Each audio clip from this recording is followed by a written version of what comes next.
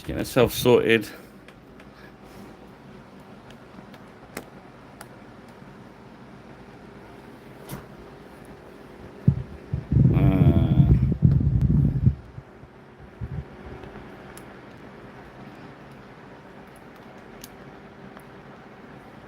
Let's see if we can get this to...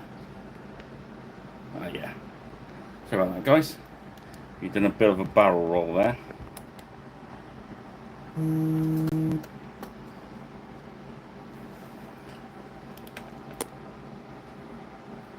Ahoy, Karen! Just getting the... I put the stand up the wrong way, so I've just had to flip it about. So sorry, we're all at sea at the moment.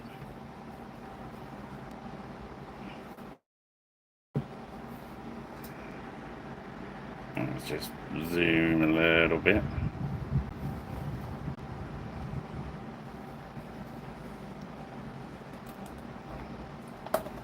How goes it, shipmates?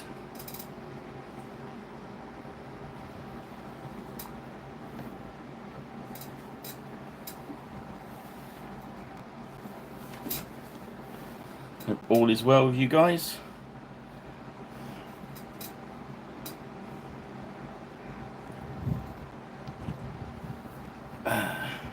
So yes, this is part 2 of our build of the Saga Age of Magic warband. We're going for like an orky one.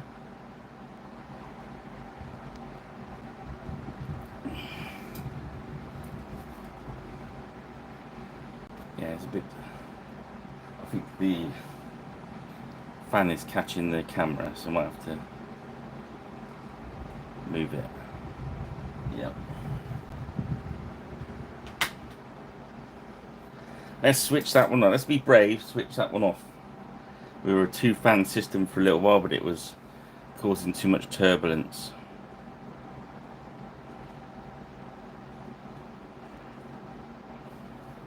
$820.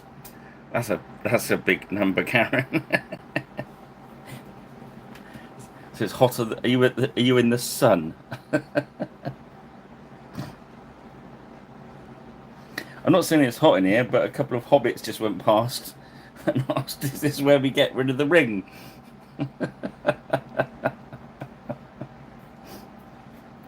I just pointed them that way, so just go that way.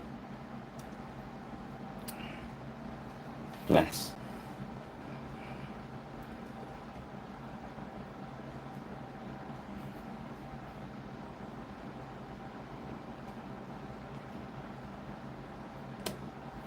Well, it's cooled down a little bit here. From it's, about an hour or so ago, it was 33. So I've not been able to paint all day because obviously my paints haven't worked. So I'm hoping that it's a couple of degrees off. I'm gonna let my paints work because I tried painting this morning and it was just terribly useless. So let's have a go. We're gonna start with this chunky chap, and I thought about it, and I thought I'm gonna go for sort of like an olivey drab look to his skin. I was going to start with like a deep olive brown. This is in the ochres and tans section.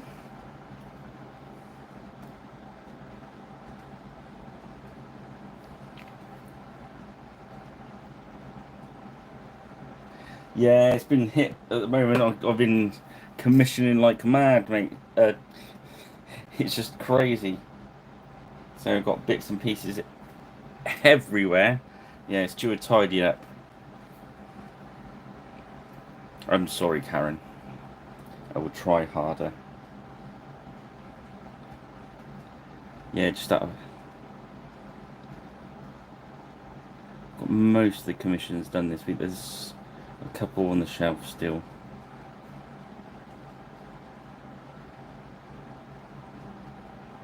A bit of medium in there.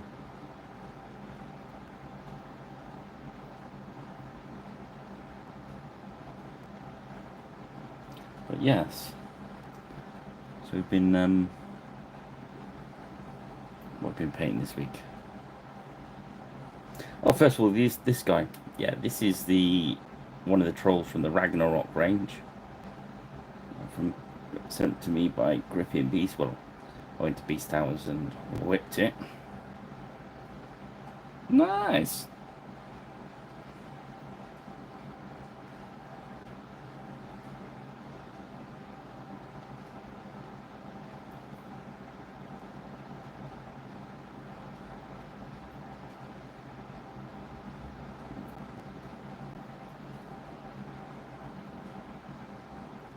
Yeah, the good guys doing good work.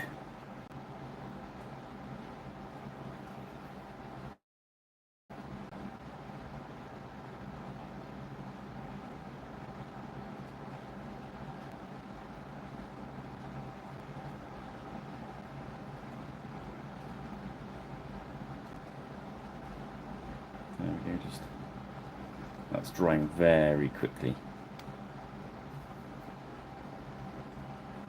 I even added another drop of paint retarder into my mix.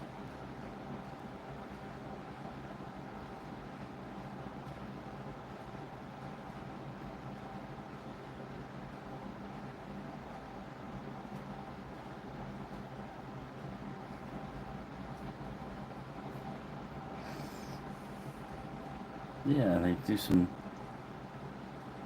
good, honest miniatures, I think. And the ranges they're taking on to go alongside, like the front rank stuff, it really fits in with theirs, if you know what I mean. Very pretty stuff. And the Cowpea miniatures as well.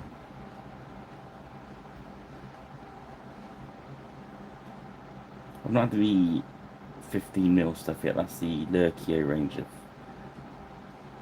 trying to sort out at the moment. Yeah, it's grey over black. So if you look at it from bottom, it looks black. But I've gone quite heavy on the grey. So I knew I was going to use a lot of gunmetal. So it's the same as normal. I've done a black Vallejo with a grey Vallejo over the top. I find it brightens up the. For years and years we were using like black base when GW were using white base because we didn't want our miniatures to look bright, and I think as years have gone by you get a lot of drab miniatures, which is kind of more realistic I suppose, but as your eyes dim as you get older,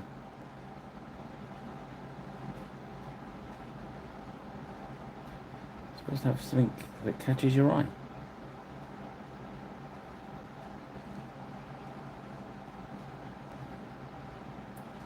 Still haven't worked out the focus on this camera. It's been a bugger.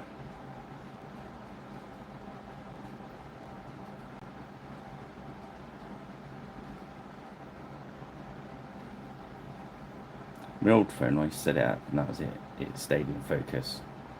But as they make all these improvements, look at these. Ah, that means you're number one, Karen. It started last week. So you get points. There's a. I think if you click, I don't know if you've got it at the top of the chat. There's like a leaderboard thing, and whenever you make a comment, you get points. So obviously well, of course. So as people chat, the numbers change. So I saw Cuba's 2 and you're 1 at the moment. So you've been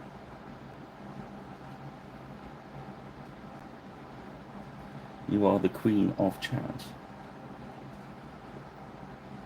Royalty.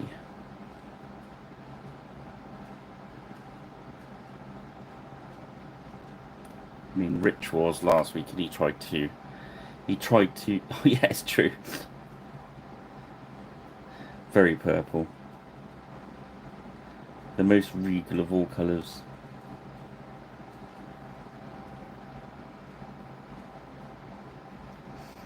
Rich was trying to spurn, as Kubla was, to spurn their duties as the royals.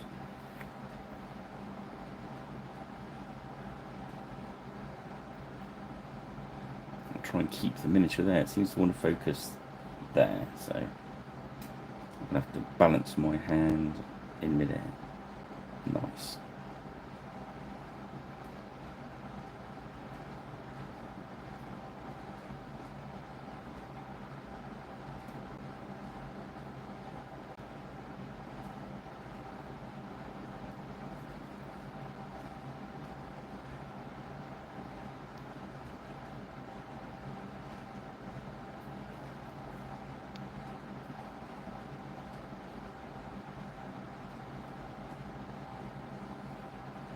Yes, it's all good fun.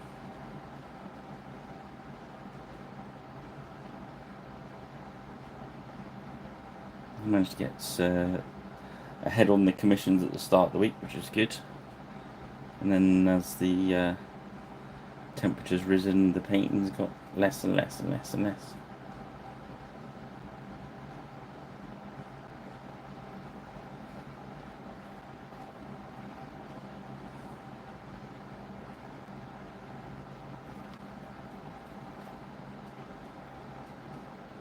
Was it yesterday?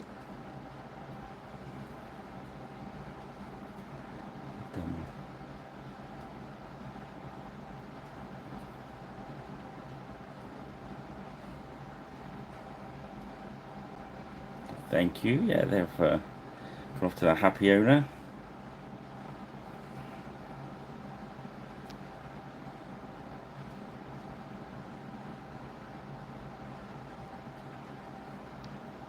I kind of used. I did some speed paint on them, and then did some dry brush work over the top, and then I went back through them again and painted them normally over the top. Kind of worked. It's kind of a weird thing to do, but it seemed to work nicely.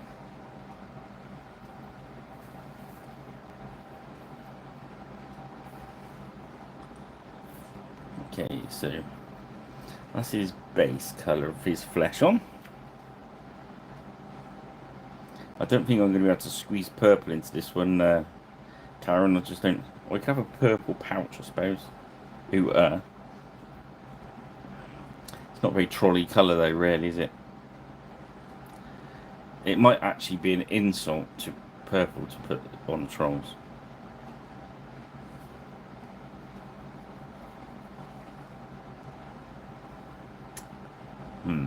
Okay, next.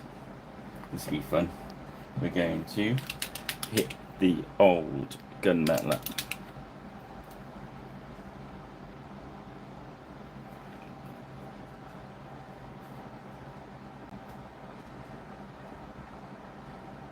Let's find a broken brush. Oh, pardon me. We're going to hit the chain now with this, I think. So the focus is going to let us. It's picking the focus up on the face. If I turn it around, it'll lose focus there. And it's picking up one of the faces over there. And it's not until we get his face again. There's technology for you, isn't it?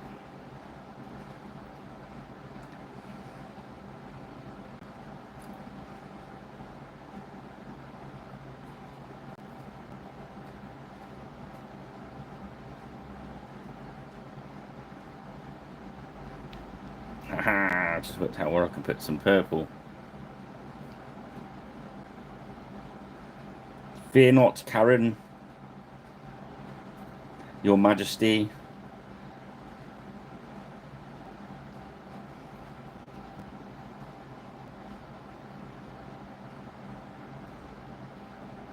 Purple will be deployed.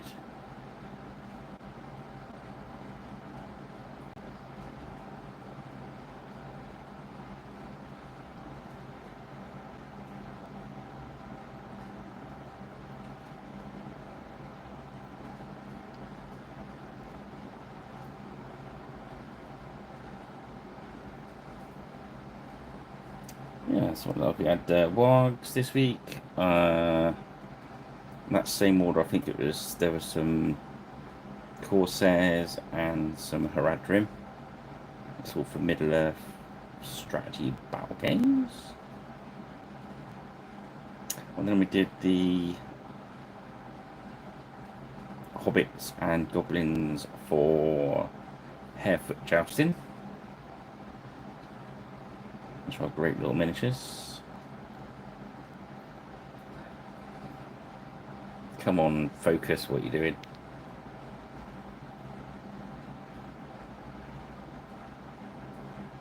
Which were fantastic little miniatures to paint. Anyway, I've got the full tilt, which is the TT combat one. I think Harefoot Jousting is an Osprey game set of rules. So they're coming through Nick Air.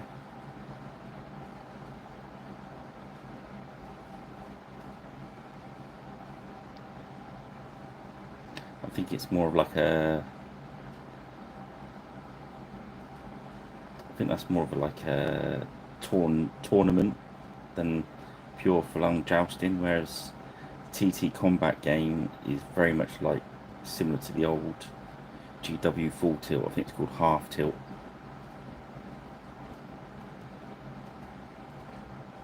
Which I've not done yet, I've not tried it yet.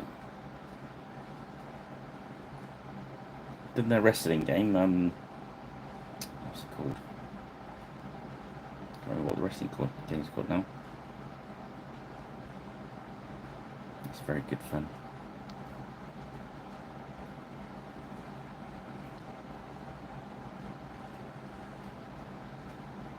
I think I unboxed them both on Pirate Rich Plays.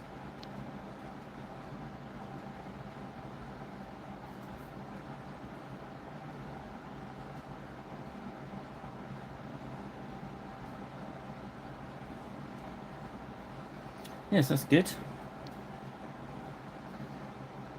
A friend from the Little War Game he's got his set of rules ready and printed now, which is nice. Ivanhoe's good for jousting, but I will see your Ivanhoe and raise you the court jester.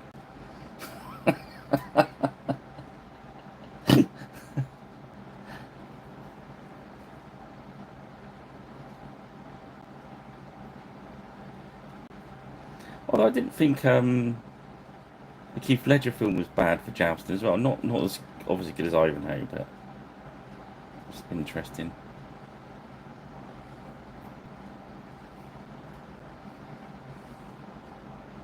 I'll see you at Ivanhoe and I'll raise you a court jester. Yes. So I thought about doing his kind of splint mail in the gold. And do like a thing there. So maybe do the leg guards in a metal.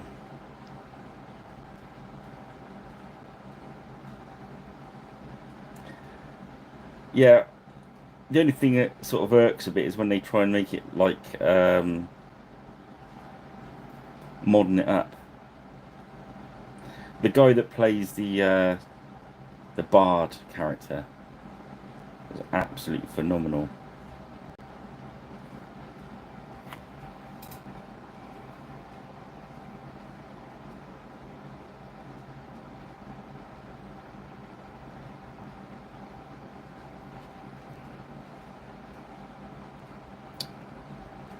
Bit of a tragic loss, wasn't it?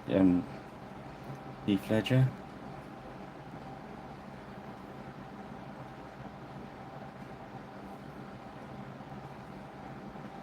Very sad.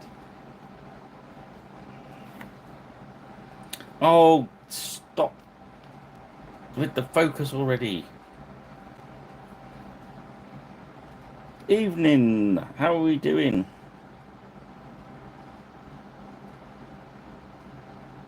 So we were videoing earlier with your Fantasy Fridays. I like that. Goes along with our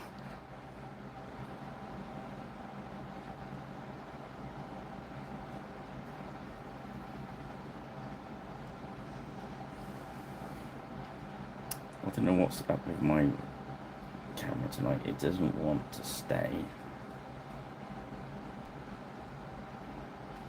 We're just going to check the whole helmet with the gunmetal.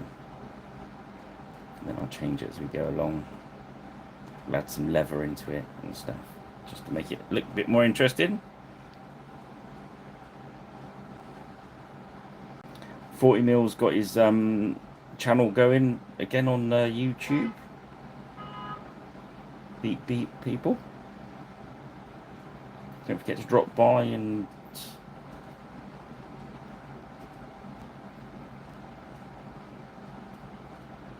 check his videos out.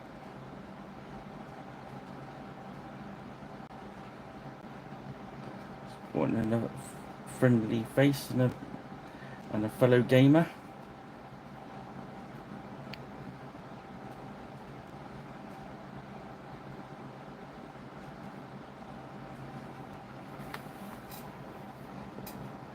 Good work, Karen. Yeah, I think you just look up 40. I think there's. Is it the 40mm War Gamer, the name of the channel?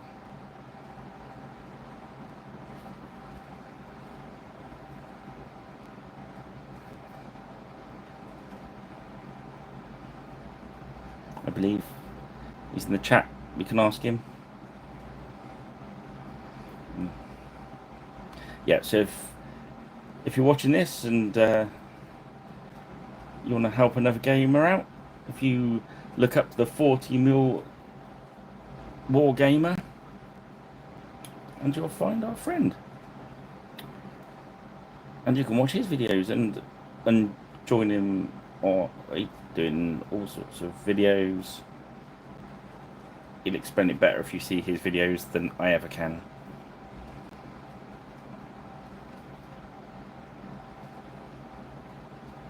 The more the merrier, isn't it? The good thing about it, it doesn't cost anything to subscribe. So you can show your support. I don't know why there's not as many people subscribing to every channel.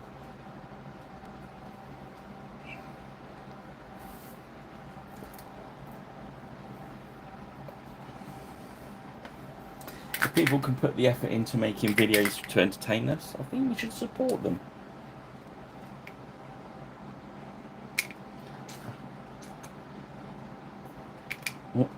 This is maybe the last squirt of this was last week, wasn't it? It was nearly gone.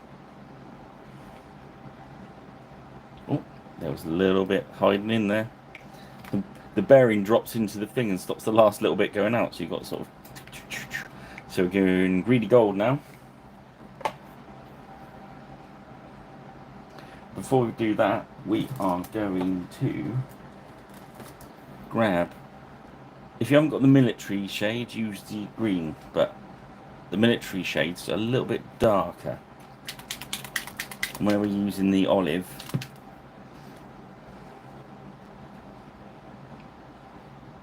it just gives a little bit more darkness to it. It's darkness.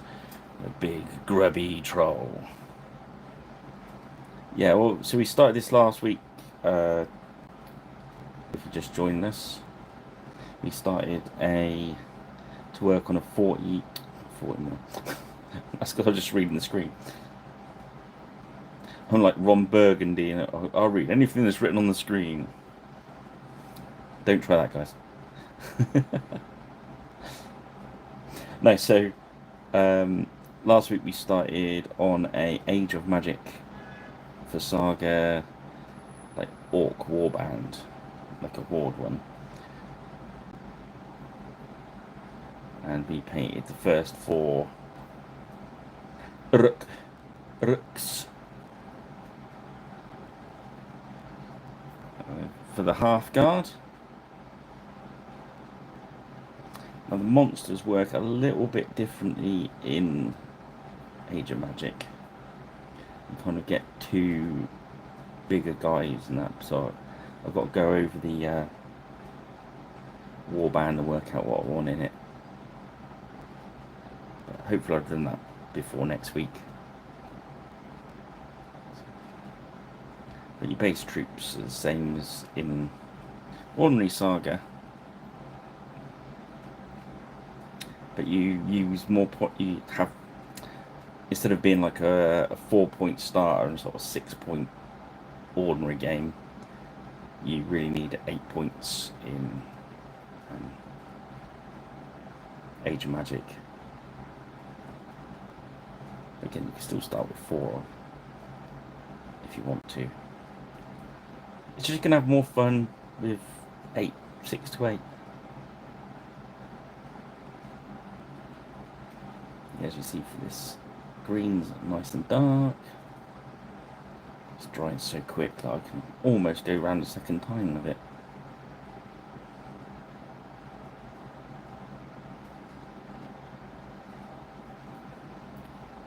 We want this medium to be doing our, well, there's not masses and masses of detail to pick out on the flesh. I want quite a heavy wash on there. So when we start picking it back out, we've got sort of some natural blotchiness on the skin. Right. Now we're going to start with the gold. I'm going to try and keep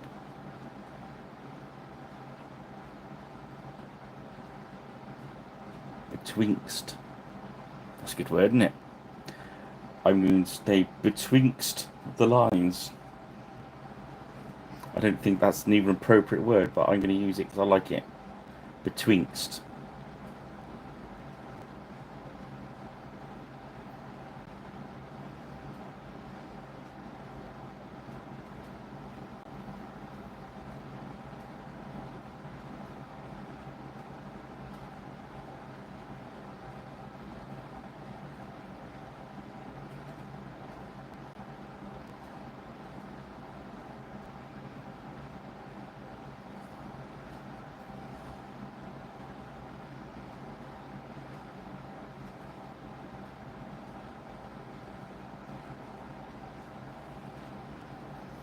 So yeah, there we go. Obviously,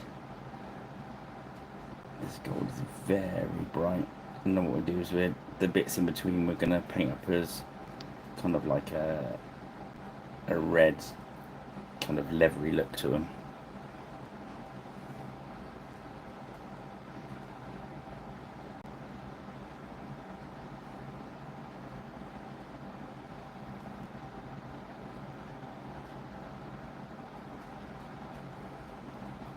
Yeah, yesterday I was trying to paint. I give up after I had to refill the wet palette 3 times in one morning because it dried out. And the paint was just... You see this metallic is drying really quick. And I'm adding medium to it as I'm going along to keep it all moving. Yes, people said I was mad to try and paint tonight. But hey, somebody's got to do it. Ahoy! How goes it, ship, mate?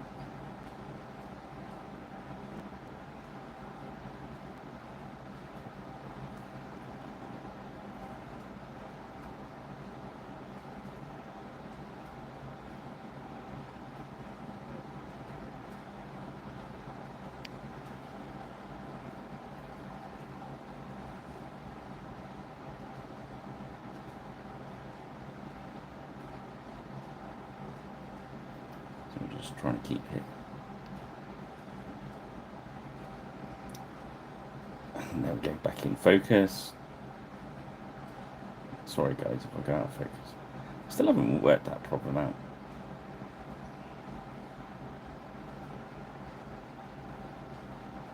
Ah.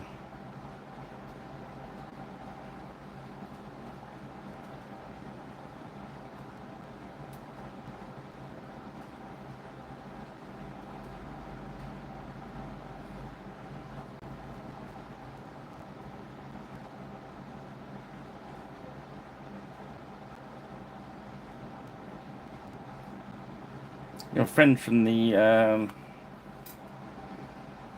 Little War, is it called the Little War? It's basically a set of English Civil War rules. He's been writing for a long time. He's finally got them printed, which is kind of cool. So I'm going to have them at, for sale devices. I might put them on my website for him as well, if he wants me to.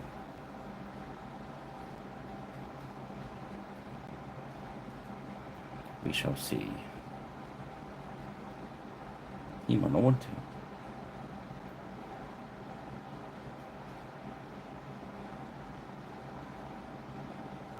But if English Civil War is your thing,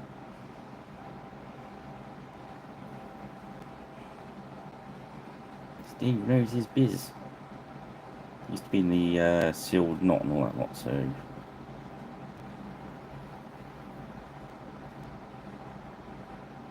they're noisy buggers. They generally know their stuff, don't they?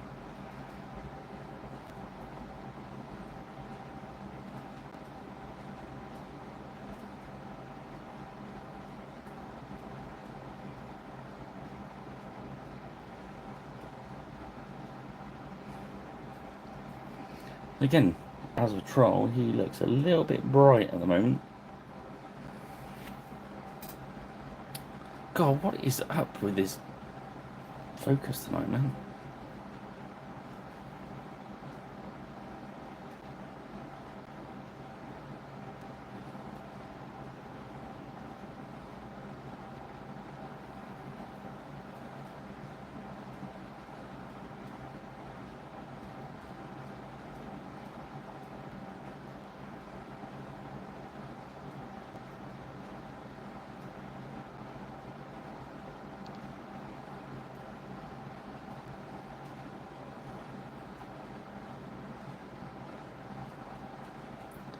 Just letting these. We're going to do our usual trick with the washing on him.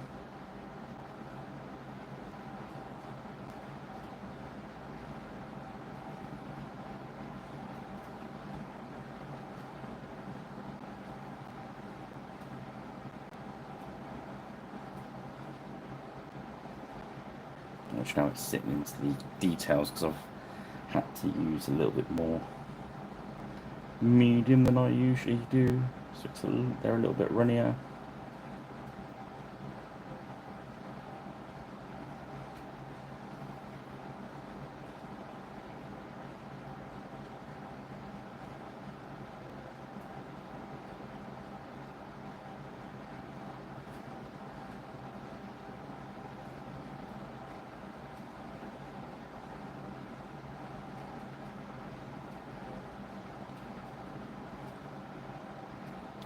Yeah.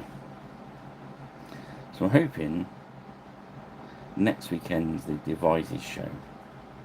And last year was quite warm. I don't think it was quite as warm as today. But it was ace. Well, they put me right at the end of the last hall, last stall as you leave, right next to a fire escape. Brilliant. Hi Artemis, how you doing? And it was great. And they were going, oh, it's not a great spot because, you know, blah, blah, blah, you're stuck out of the way. I was thinking, but I'm next to the door. So when I booked, I said, can I be in the same place? And he said, well, we were going to give you a better spot. And I said, well, I like it there.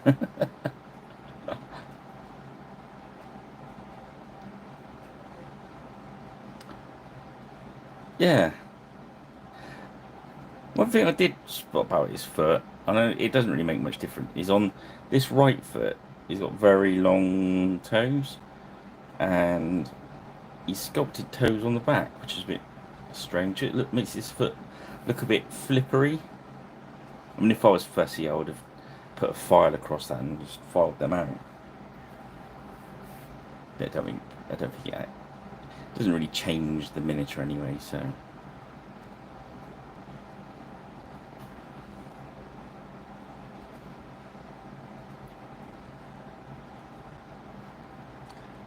Oh, I don't know if to do the bands on his helmet in gold, or whether to do the panels in. Yeah, I think we'll do the bands in gold. I was going to do like leather panels, but the way the back of the helmet is, it might look a bit wrong, so.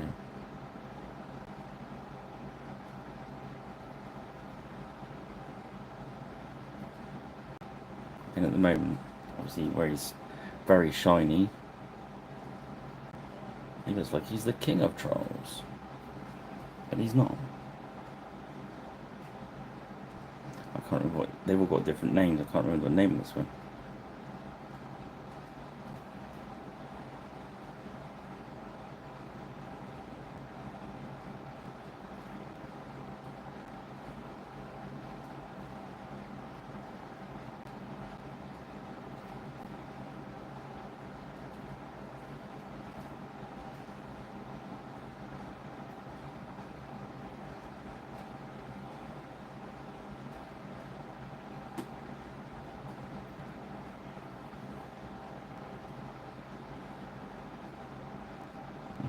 Let's get him back into focus, come on.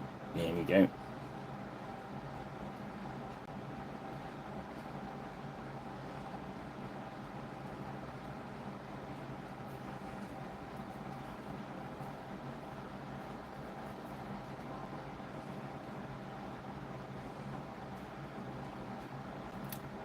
So, usually I'd used either the secret weapon or the leathery brown I like, but there's a really nice ready brown in the new blanchy ones I want to use.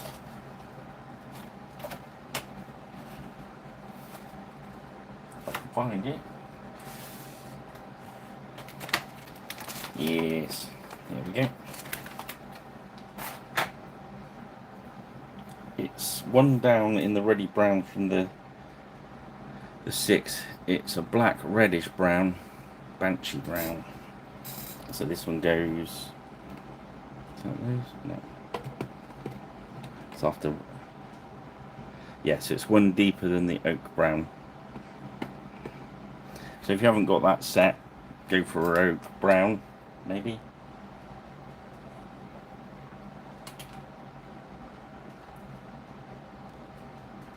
Yeah, some good ones in that one, isn't it?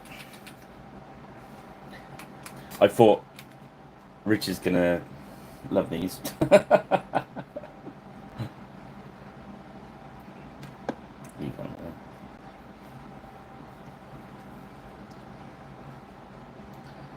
So, I'm just gonna start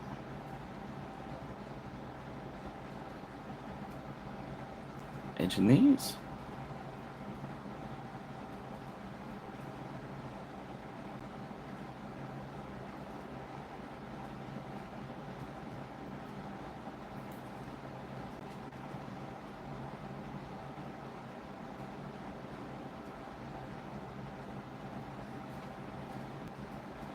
We're giving more of an oriental look. There's a chance you could have done that in a red. It looked like a samurai.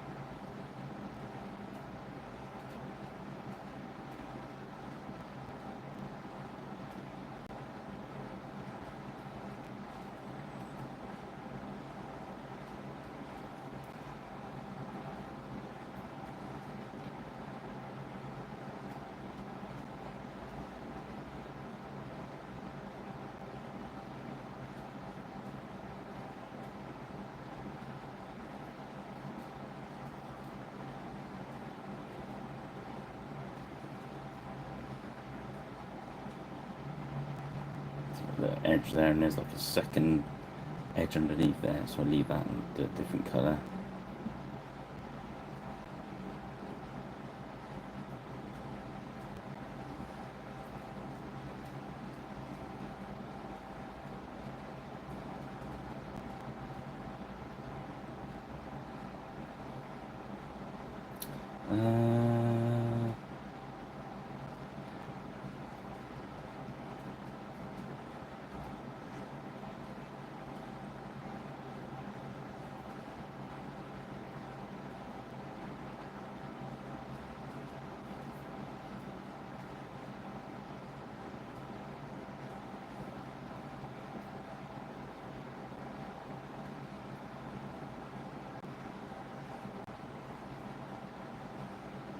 I'm not sure they were doing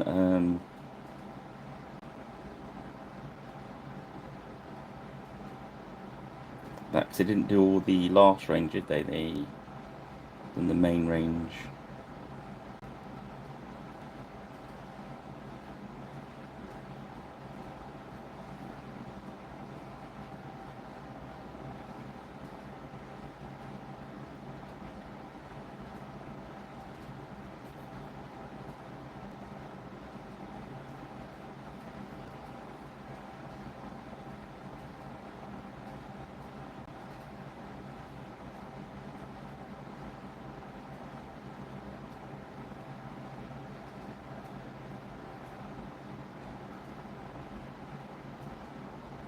So I'm doing it this way round, so if I do run a bit of brown onto that gold, it's not too much of an issue, because I've not hit it with the wash yet, and I've not hit it with the highlight yet, so any major disasters I can sort out.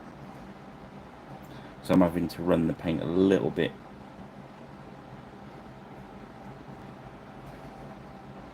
looser than I usually would, just to make sure it doesn't dry.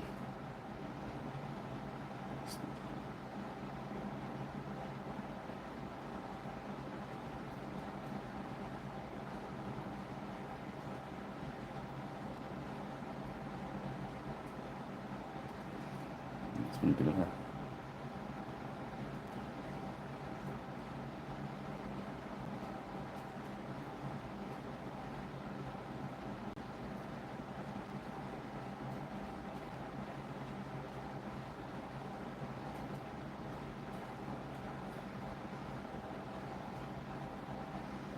so this painting these is all about laying down a nice base to work from, and then it really it's all about effects on these sort of orcs and undead and all that sort of fantasy stuff. So when your fun and games starts.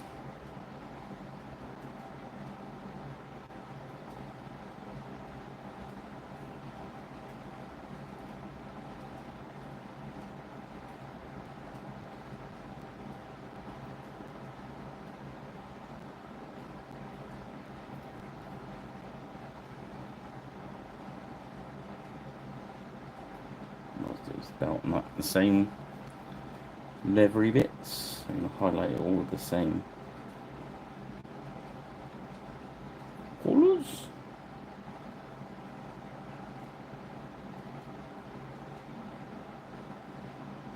Just hold them at a different angle now so I can run the paint on those edges. There we go.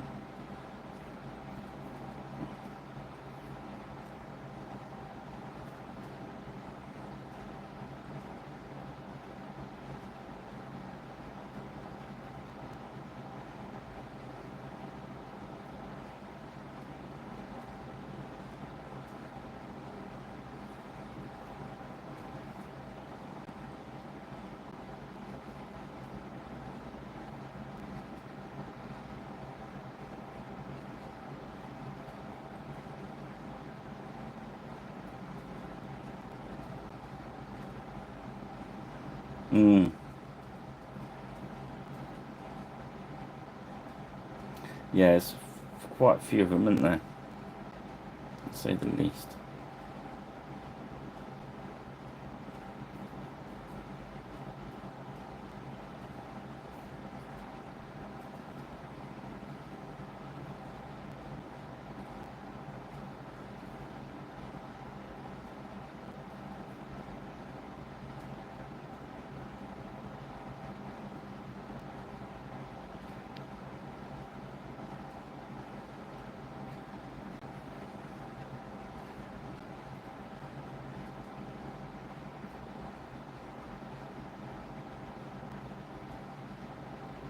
Just letting the actually got the paint at the right consistency, just run nicely off the brush at the moment, but it won't stay there for long. I found this earlier, you just got it running nicely, and then the little bit of moisture you add on it goes.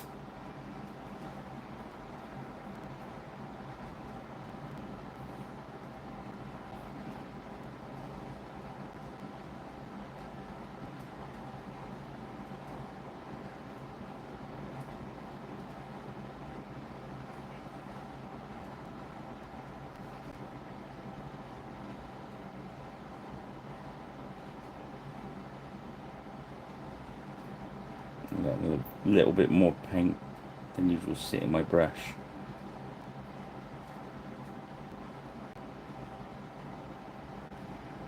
Because usually I thin it and don't put a lot in there, and it will dry out quick.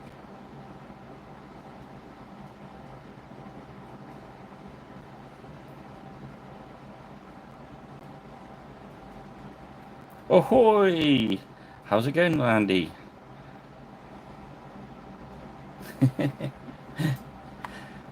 Yeah, we're painting our Friday night paint along. This is obviously it's a trial for Saga Age of Magic, but it doesn't want to stay in focus tonight, so I must have changed the setting. There we go. Yeah, so last week we've done some Uruks for it, and tonight we're getting trolled up.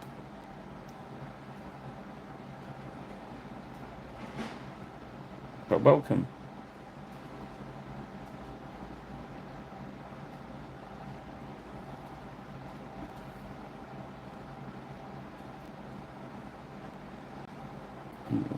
It seems to want to be zoomed in on the focus, so I'm going to have to remember to keep my hand close to the camera. Just letting that ground just run on nicely. Okay, we're going to play with some washes in a minute.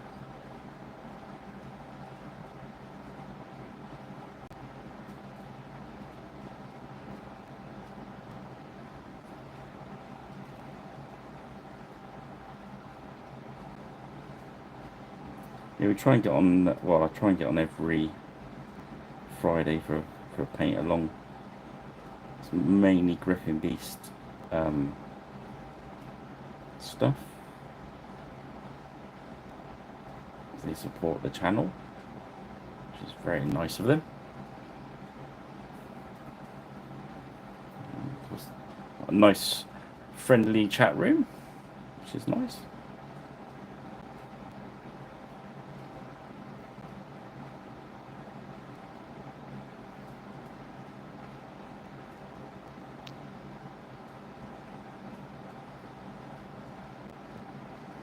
There we go.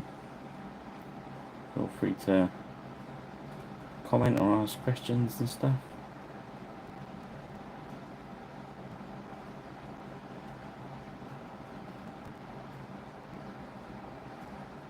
So as I say, it's looking very bright at the moment, but we're gonna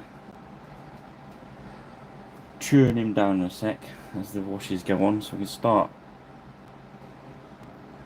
obviously very bright, and then we're gonna work him backwards.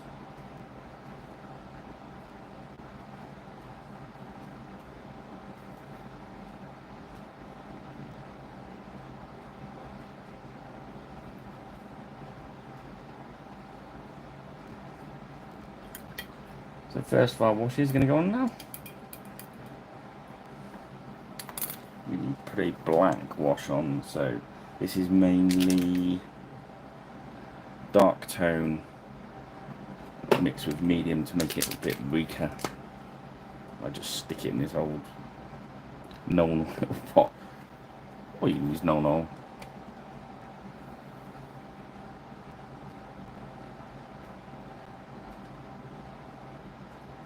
Oh yeah, Frostgrave's nice. Yeah, it's a good starting point. Yeah. Yeah, there's lots of manufacturers. I mean, the Frostgrave miniatures are great range. This one's a metal one rather than a plastic. So that's more of like a choice thing really, isn't it? Some people prefer plastic, some people prefer metal.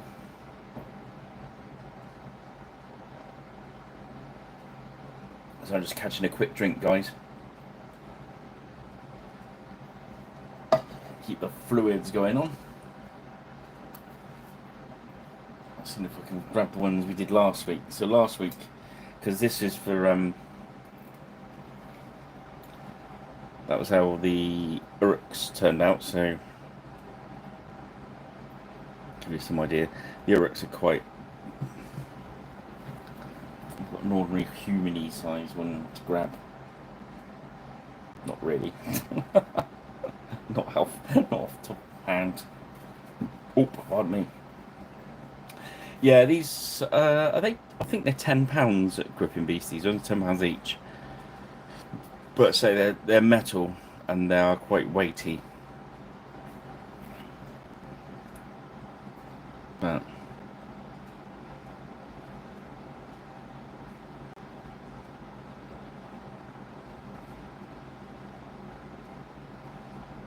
we do paint-alongs and we do live ones, and I do a few like how-tos as well. Feel free to have a look through our thing. Drop a subscribe if you can. Also, we do a channel called Pirate Rich Plays, which unboxes stuff, different games and stuff.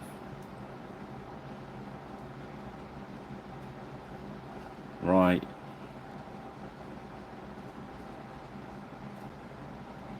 Wow. Yeah, use that on Frostgrave.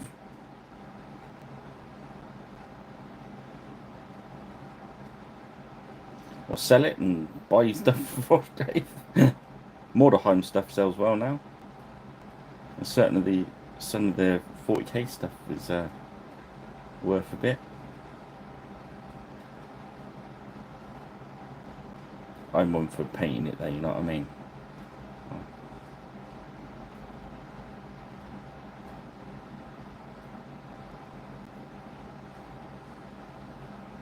I'm a bugger if somebody gives you a rare miniature and a blister. It's out of the blister and painted.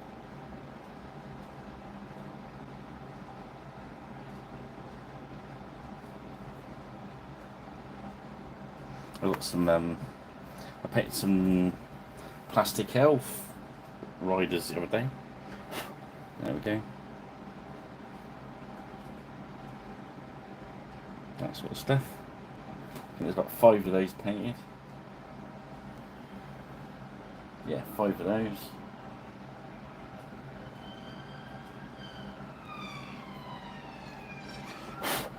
There's one with the shield. Slight conversion, that one. There's all sorts kicking around. Little painted Gandalf. That was from the Balrog set. You just found in a box the other side.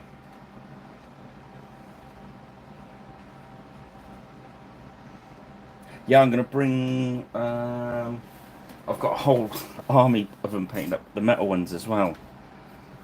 And I think they're going to come to the show because I'm not going to use them for what I was going to use them for. So I'm going to sell them off. They'll probably come to a show. I think I put some up on my website actually. I was getting, maybe I didn't. So I had a load of unpainted ones as well.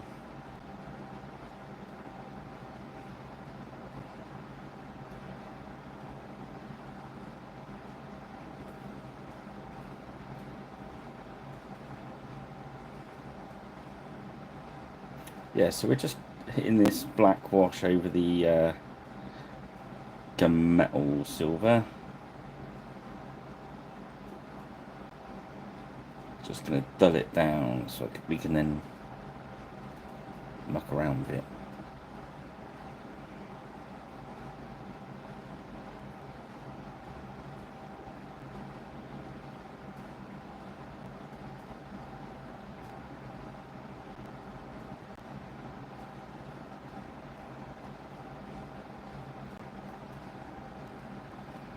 Oh, there we go. So that's the black wash. Let's get the other washes on.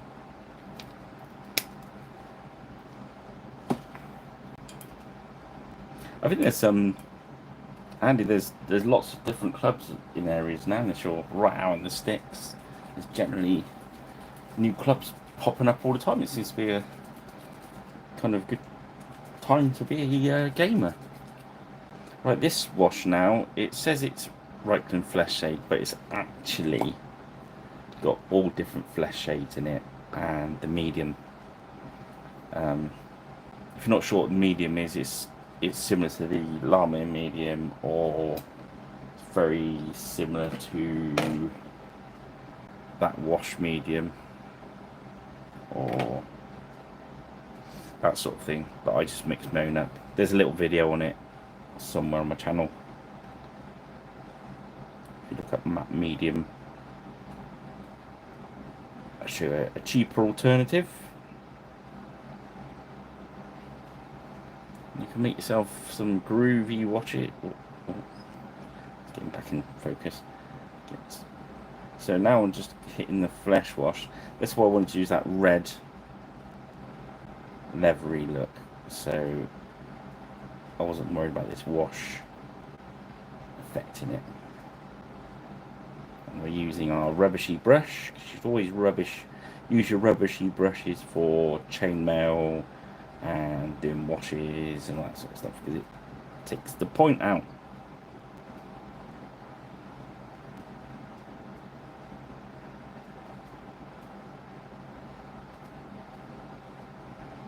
Which is not great if you've got a very expensive brush. I haven't got an expensive brush, have I, Karen? But people that use proper brushes, yeah, look after them. As you say, with that flesh, when we're doing this, is you've got to be as brave as you can with this wash. It's just run into his eyes there. So what we're going to do is we're going to get the wash off of our brush, and we're just going to wick. So we've got a clean brush. We're just going to dive it into the flesh wash we want to get rid of. There we go. And we're going to wash that away.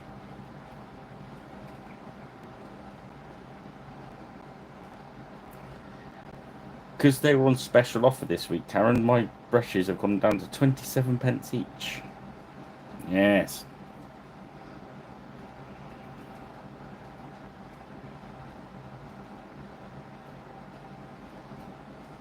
But I've decided I'm going to do a video of looking at brushes. I'm going to buy some at next weekend show. I'm going to go over and see my friend Mark and buy some expensive brushes if he's got any.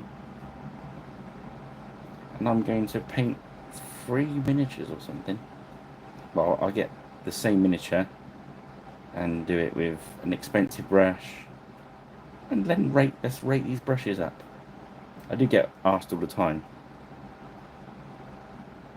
Oh wow.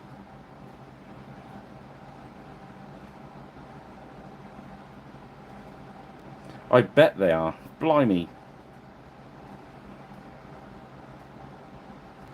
Well, fair play.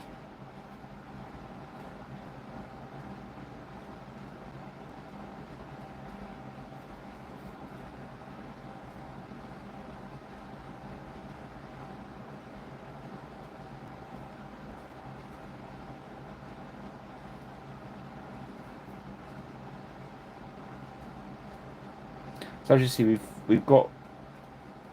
we've stacked that flesh wash into that gold, and now all of a sudden it's not gold anymore. It's that sort of bronzy, coppery, tarnish look to it already before it's even dry. Look. But see what it does to these brushes. It just absolutely mashes them. So keep your old brushes to muck around with washes and that. It just kills them.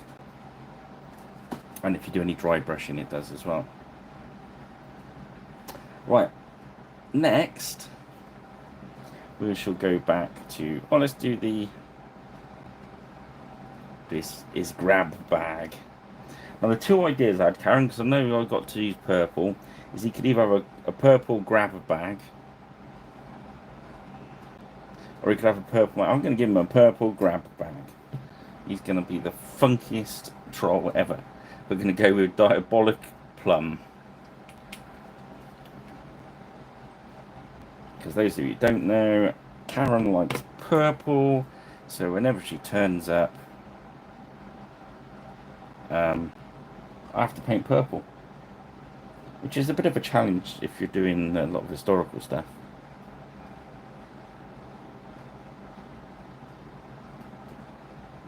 thinned the paint right out with the medium. The dry palette, the wet palette is almost a dry palette in fairness. That was a bit of a Freudian slip.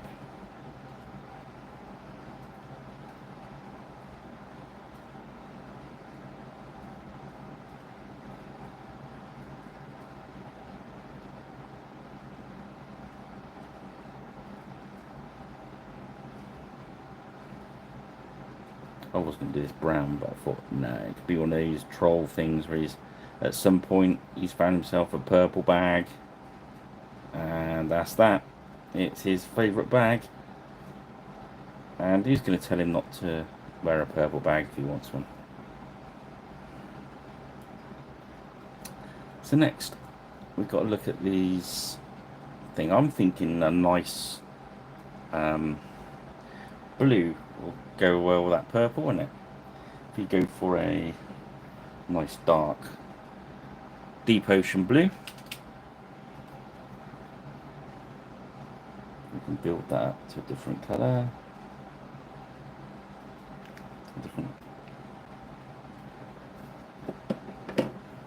This will be our base colour.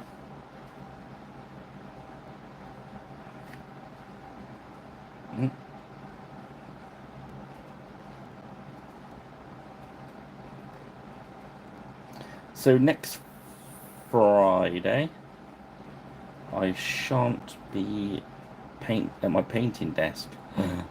Gasp, gasp, because I'll be setting up the stall for attack in devices. Come on, camera. Ah, there we go. So I'm going to see if I'm in an area where I can video and maybe do a quick 10-minute video or something, because I know they get a bit narky if you take too long. Last year there was sort of moan at people being there too late, so I'll see if I can, even if it's a quick just before I leave, a quick look at my stand or something and chat while we go back to the car. Quite interestingly, just as you come into devices show from the sort of Swindon side, you pass a old English Civil War battleground. I think it's Edgehill. Is it Edgehill there? It's one of those, one of the big ones.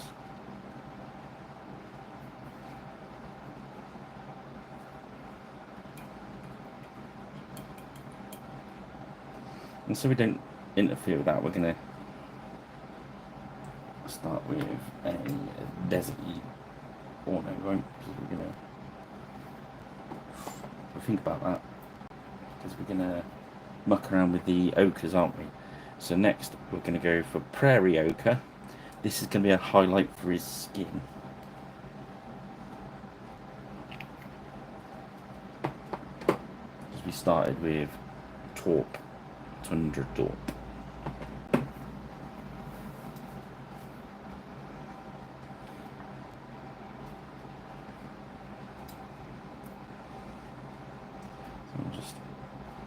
Watering this down with a bit of medium, so it's nice and thin.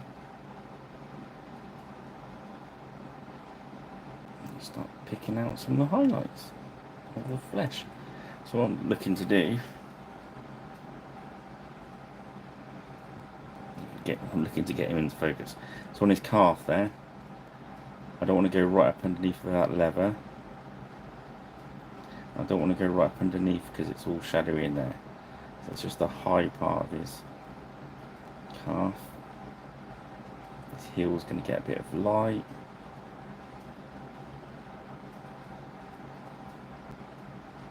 His end of his toes.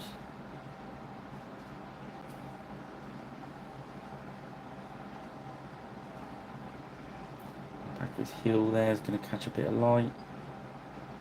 Maybe a little hint of it there. Down the edge edge of the sole of his foot on the side to catch a bit.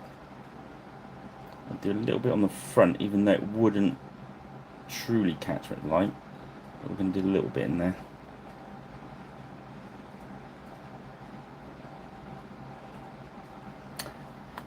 It's more of a Middle-earthy kind of Lord of the Rings style troll. So let's find you Gandalf from the. He's the metal Gandalf.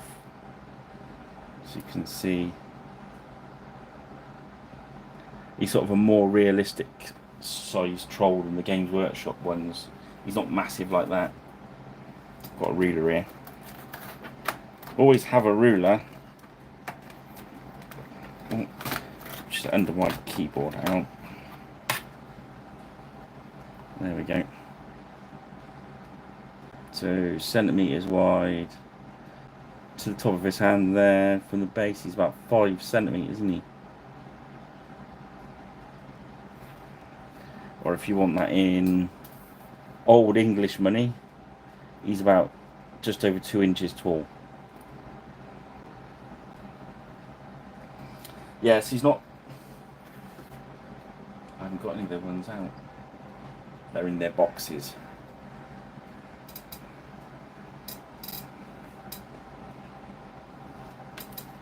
I'm looking around the shelves to see if I've got any of the old trolls out there, but they're all away. Because I'm having a sort out. It's probably why my desk is such a state, Karen.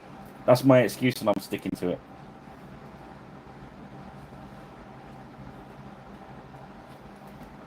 I think that's an old elf. Yeah, okay. That's one of the plastic elves. So he's a fair old chunk.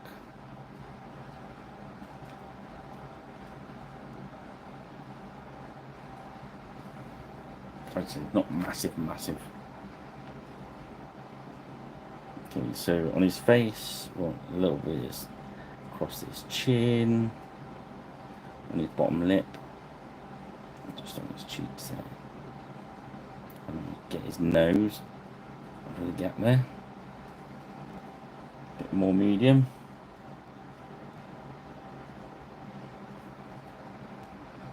And then we're going to paint his fingers in. So try and leave the paint from getting down into the, we call these peaks and troughs, or peaks and valleys. So you want to paint on the peaks, leave the valleys the original colour. Does that make sense? I think it makes sense. That's how we say it anyway. That's how we say it around here. Down on the farm. So yeah, so his knuckles are going to get a little bit extra attention there. Let's pick that light up.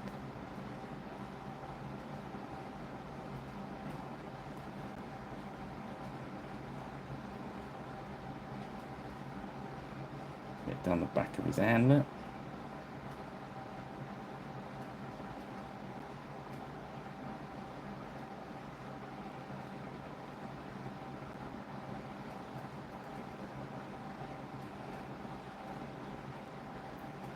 Leaving these where it goes round the edge, leaving those as nice shadows there because they look great. So you see these grooves down his arm there. We just leave that on that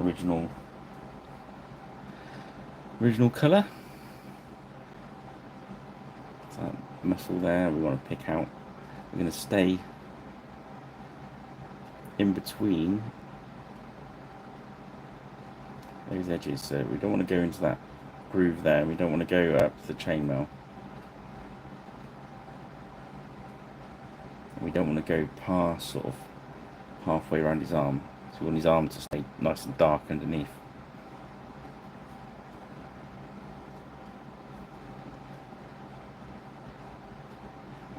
In this side, we're going to pick his knuckles out.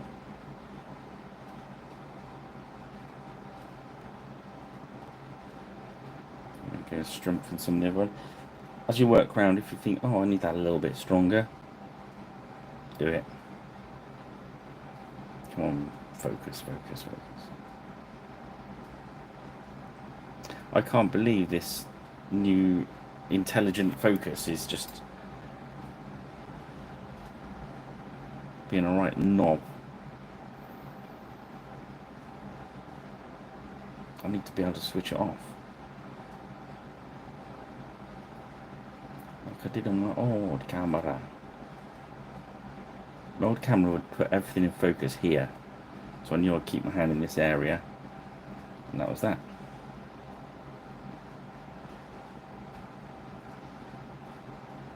But they have to keep making it better. They keep improving it. It's progress. Evolve. Evolution's always good. So we're told. See there, I've grabbed a bit too much paint. I don't want it that thick, so I'm going to grab some medium. And I'm going to put the medium on the paint, on the miniature. And I'm going to spread that paint out with the medium. Just pick it out into every area and use the paint that's on my miniature. I'm using as a mini palette now. Alright.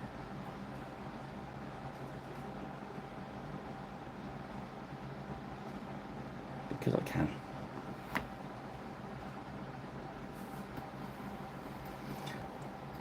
Yes.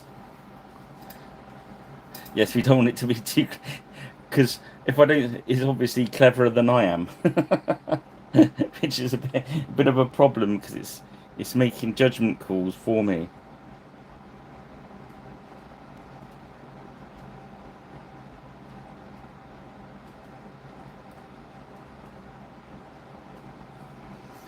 But am I intelligent enough to work out how to switch it off?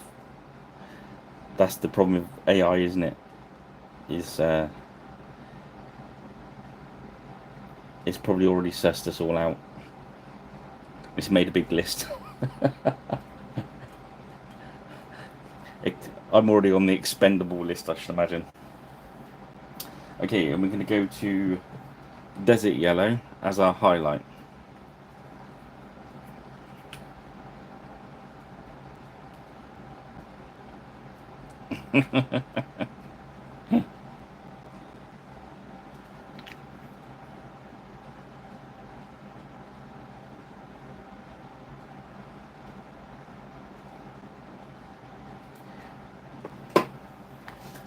I had somebody was talking. I was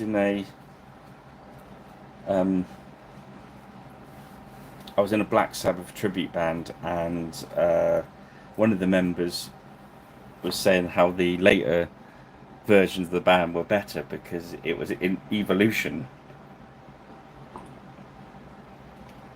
and my friend pointed out to him that evolution is not always a good thing. Just ask the T-Rex and compare it to the dodo. Yeah. Do you want to be a T-Rex or do you want to be a dodo? Can I attempt to... Andy, is it all... Can I attempt to pronounce that without offending when it goes horrendously wrong? Because I love different languages and stuff, but would I be saying a rude word if I say it out loud?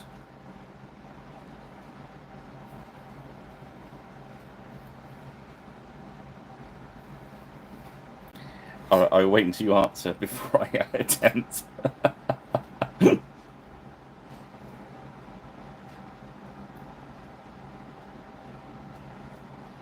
Okay, so we can add lots of mediums to the desert yellows.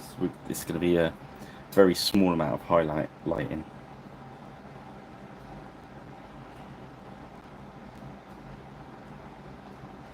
Right, here we go. Verschlimbersen. Verschlimbersen. I probably sounded like a right fart.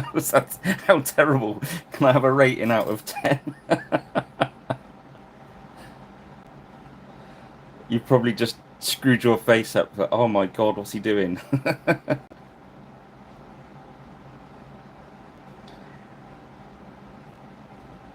Says one of my mates who's a He's over here, he actually works for a German company, so he's quite fluent, and quite often I'll attempt a word, and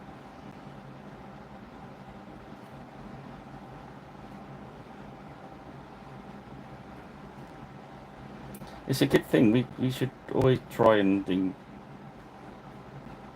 learn about other people's languages and stuff. We don't do enough of it as English. We expect the rest of the world to learn our language, which is kind of a bit rubbish.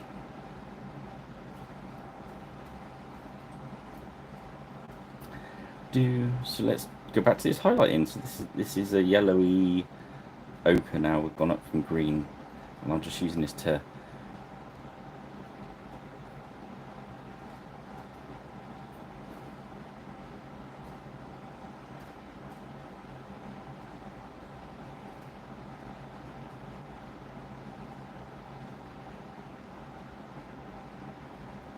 use these little touches. Remember, this is quite thinned out, this paint, so it's okay.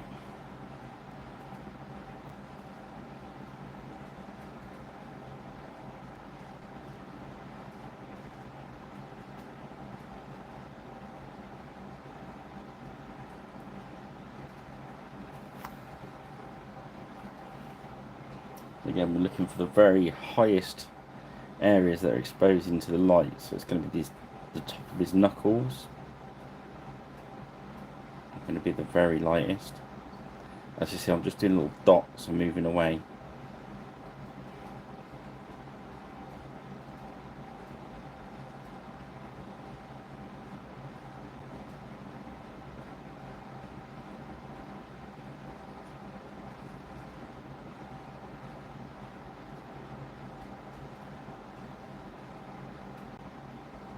Yeah, maybe next week I'll do Thursday night or something. If people can't tune in, they can watch it on the Friday or something. And then I'll try and do a quick one on the. I'll see how it goes, because weeks of shows get a bit hectic.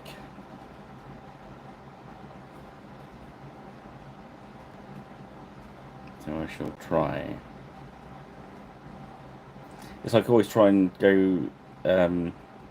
Think, oh, I'm going to go live at the show, and then I get into talking to people on the stall and what have you.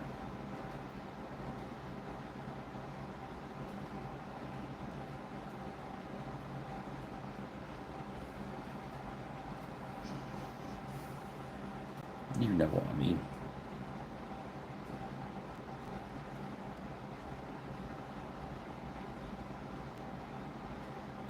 So I'm going back round again, just putting some strength in a couple of the areas up highlight wise, because on green skin I don't mind them looking a little bit blotchy, you know what I mean? Mottled, I suppose is a better word.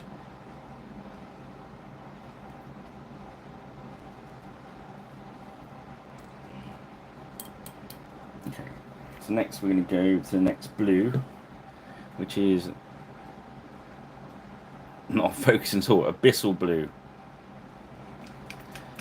So I'm just moving straight up the flexible trad system from Army Painter.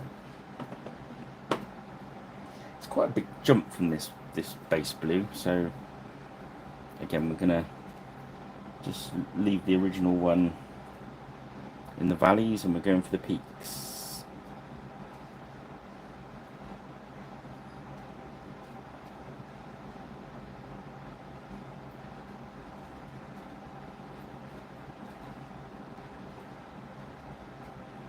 I don't want to go right up underneath the edge of the overhang of the armour either. So obviously that's going to be a bit shadowy in there.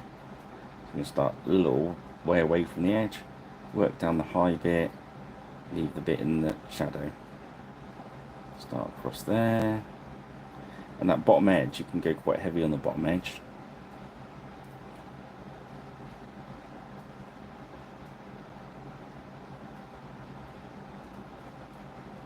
Okay. So just down the peaks, avoid the valleys. So this is a peak, this is a valley. peak valley, yeah? Down the peak, bottom edge, work it up so you don't go right up tight against the chainmail there. Down the peak.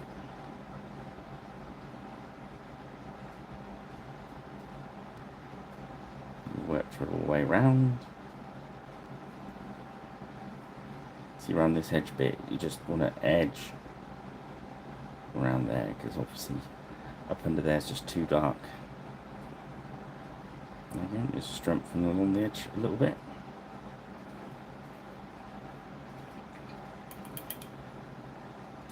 Let's take the next purple, Mage Cast Magenta.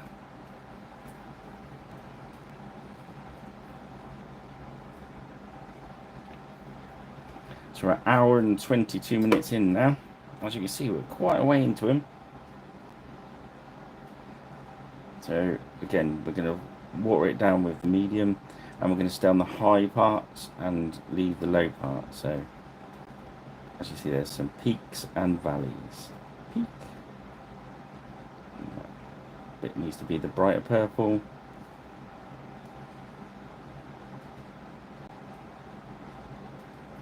As you leave that round the bottom, so we just round that off to make it look rounder, more bulbous. And that top bit, we've got to edge highlight it.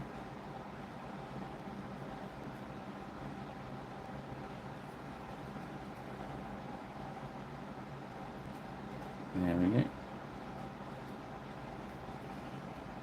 All the other trolls probably take the mick out of him having a purple bag. He doesn't worry, he just smashes their heads in with his giant axe. Okay, the next blue is Tidal Blue.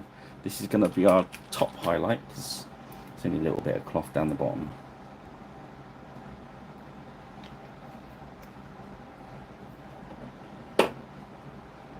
Now we're just going to go down the top, very top edges of all the peaks.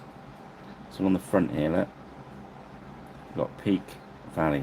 So we're going to go peak, peak, peak, staying inside the colour we've already put on there. So right along the edge there, lift it up a little bit, little bit, little bit. So don't do a complete line, you just look like you've painted a line. You want it to look like a highlight. So look, on this one you can see there's all the dark one is in the valley. So we're going to come down top of the peak, then just a little bit along the edge. That's all we're doing there. Down top of the peak, and then a little bit across there. That's all we've got to do. Down the peak. Leave the valleys alone.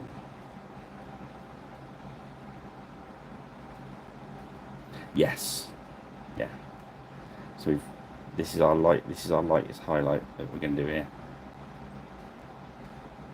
So we're coming down.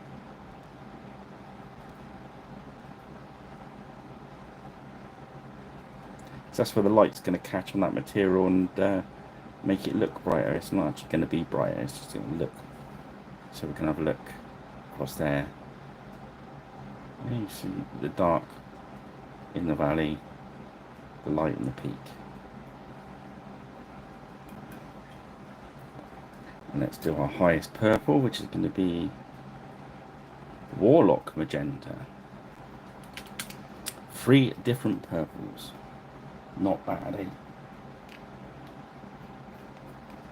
So on his purple pouch last time, so it's still the dark original purple on the bottom. You got a higher one there, but not into the grooves. So what we can do is we're going to come back in, and we're just going to find any peaks, and we're just going to go along the peak.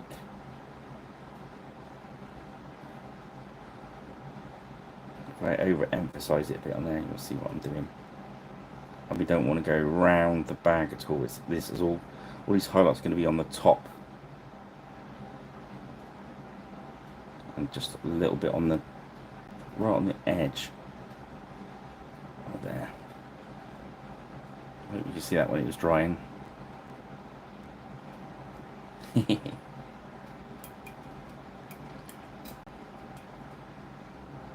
And that's as much purple as I can bear to put on a trowel. Okay, so now we're going to work back some other stuff. So first up, we've got to get a nice brown on there, but we're going to do it with wasteland clay, which is like a yellowy tan colour.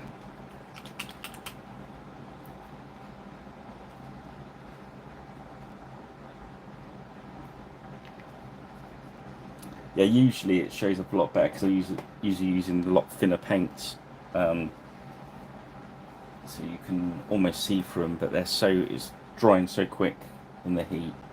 I'm having to put a little bit more paint in it. So I'll thin this one. You can see how thin that one is. Look.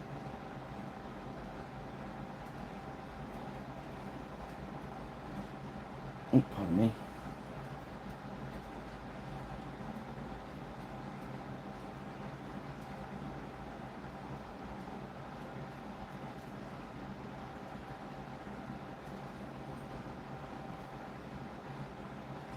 Yeah, gold and purple do work well together.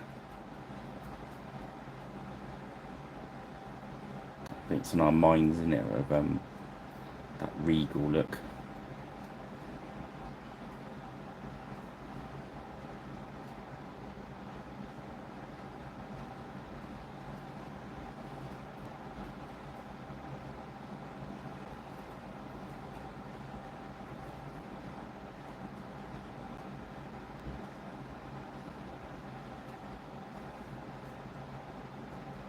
Again, because I'm thin in the paints, it does cover, but you can't use it straight out of the pot, it's just too thick.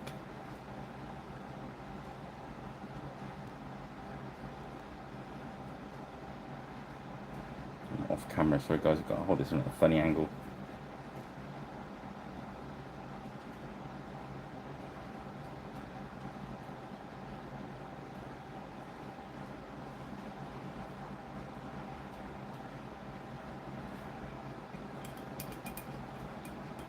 Hour and a half in, we're doing alright, I think. We're doing okay. We're gonna get wicked pink.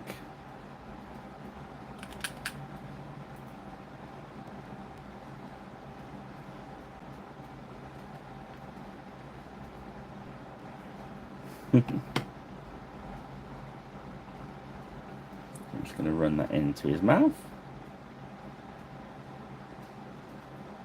before we start mucking around with the teeth.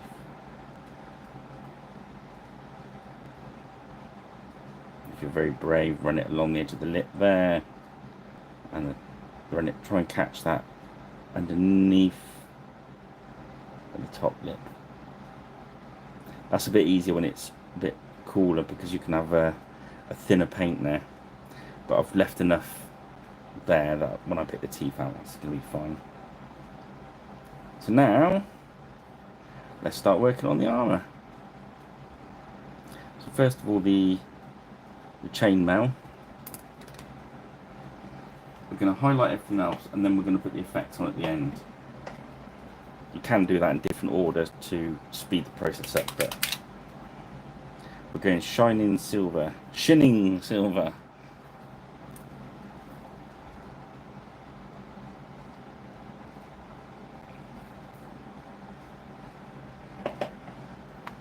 We're grabbing our old faithful crappy brush because metallic paints also kill brushes. So use one of your nappa brushes for this, and I'm going to load the brush up, and then I'm going to unload. I'm using the ordinary palette here rather than the wet palette. So it's not quite a dry brush, but it's like an over brush, which kind of remind me of the actual term there. So you kind of just gently, gently, gently, like you were doing a dry brush, but it's not dry, if you know what I mean. It's just not masses of paint in it. We used to call it overbrushing, but there is a technical term for it, and Karen knows it, and she keeps reminding me, but I've got a head like a sieve.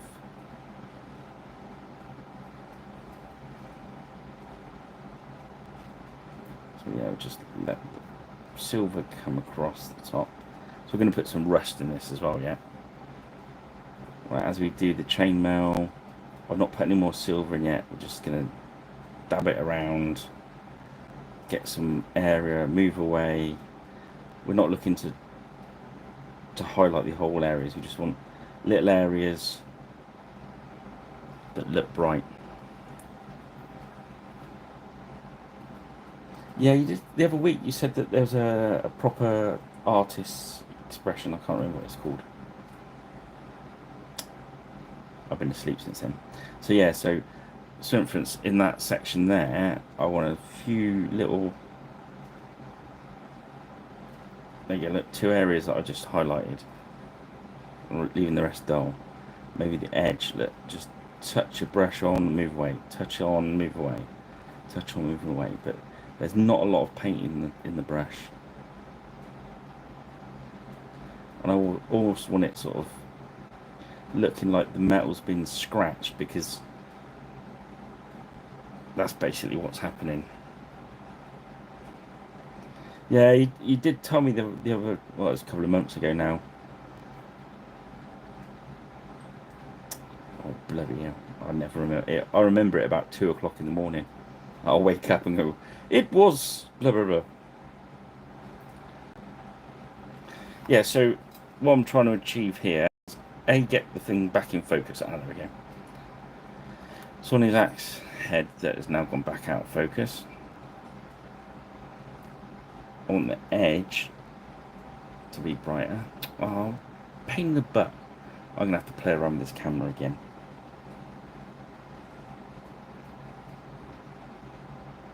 That middle bit needs to pick a bit.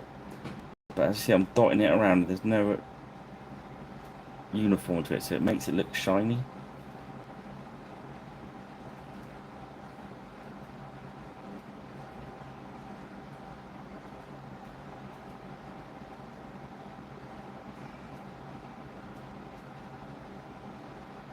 Because it's like, if you've got like a rusty axe or something there, could be something like, it was something like that. Yeah, so if it was rusty, when you get like a rusty sword or an axe or something,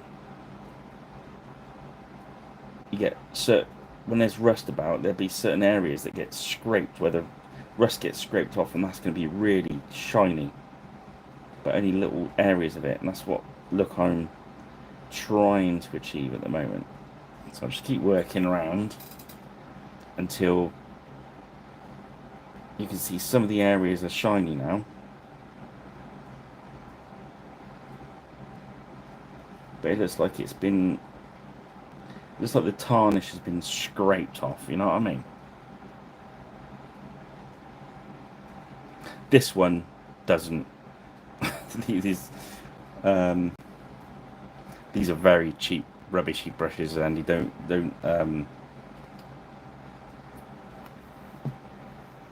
honestly, these are like so stupidly cheap Chinese ones that I wouldn't suggest anyone bought them.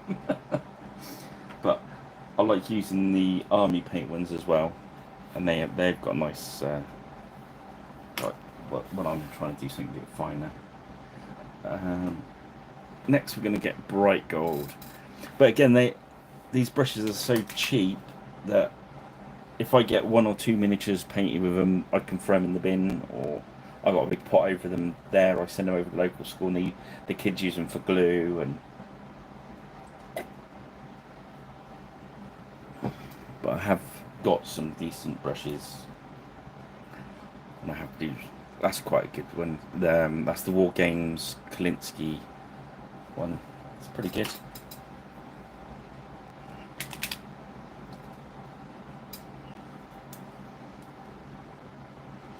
I would do a special video in homage to you, Karen, about painting with nice brushes.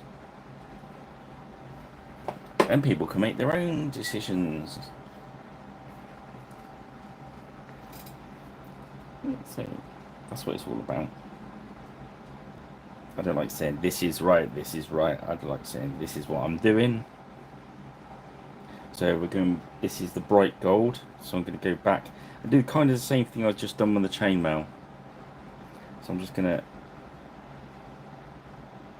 try and go down the center line so I don't go near the, I mean, this is, the brush is absolutely hacked up. But it doesn't matter because I don't need a point at the moment. What I need it to do is not worry about being knackered up by metallic. So as Karen just said, it's horses for courses. If you were doing this with an expensive nice brush, you're going to kill your expensive nice brush. I'm doing it with a knackered 20p brush, so it's ideal for this.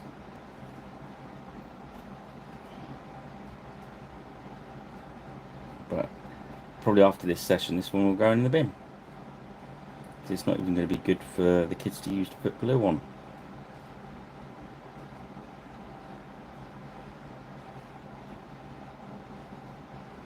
I'm not putting a lot of paint on at the moment.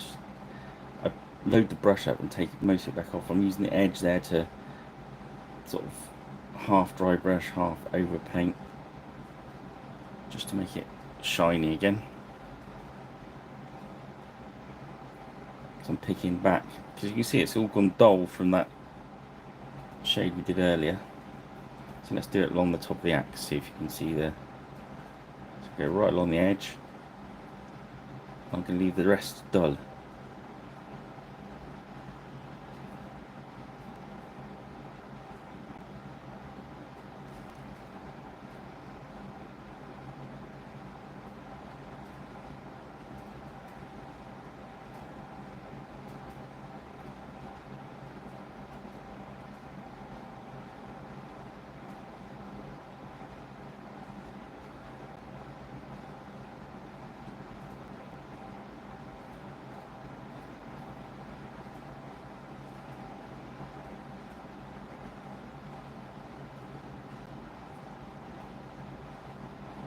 So yeah.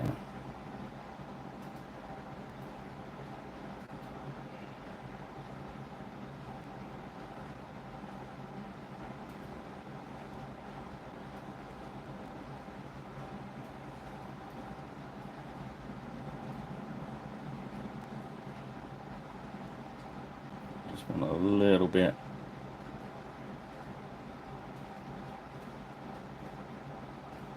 Okay, just highlight it out.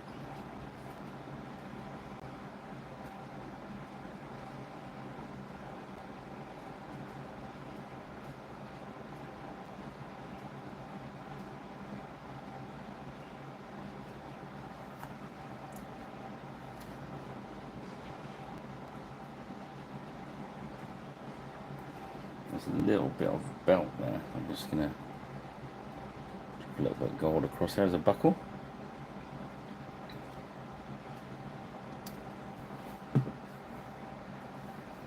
Next we're going to get, there's a magenta wash somewhere. Oh, there we go. Magenta tone.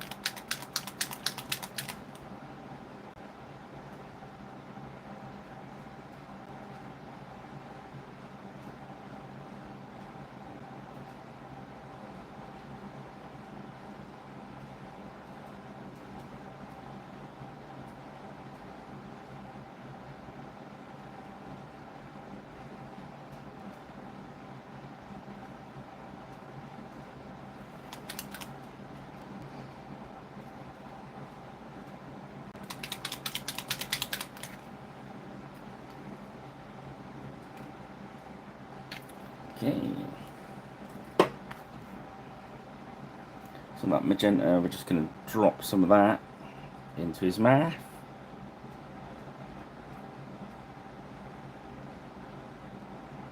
more so it gets in between his teeth. You could put some on the purple, but I kind of like the tone of that, so if I overwash it, it'll probably spoil that, so I'm going to leave that. And then we're going to put some tone on that. I'm going to use, let's use soft tone. It's a bit more yellow based than the strong tone. The strong tone is very brown.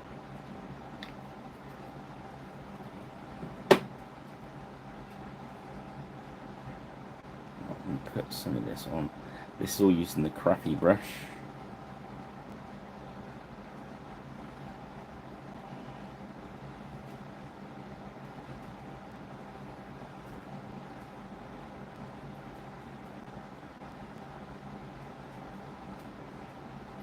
Kind of want it to dry unevenly, so just tapping extra on, because if it dries unevenly it kind of looks like it's a bit grainy. It's a lazy way to do it. And for that brush aside, we use the Banshee Brown. We're going to jump up 2 tones to Tree Ancient, just to highlight that red. I still want it to look very red, that kind of leather. So I don't want to. I want the highlights to be a bit of a jump, so I'm only going to do it once. And I'm aiming at the top edge and off, top edge and off, top edge and off. That sounded like I was speaking Russian then top edge and off. Ancient top Bebanov. So just using that brown as a bit of a edge highlight on the brown that's already there. Just a little tap on it.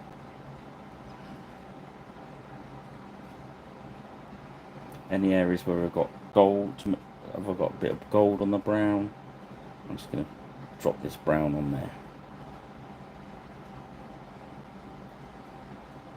Just letting the edge of the brush just pick out that top edge.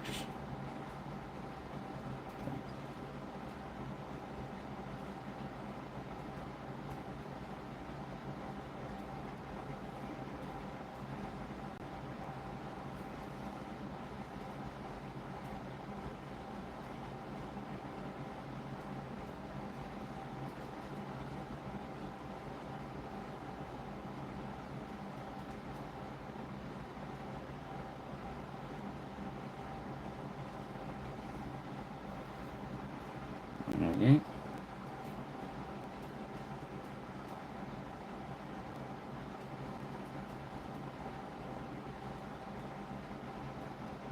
On his leg, I'm looking for that top bit where it's going to be the highest edge.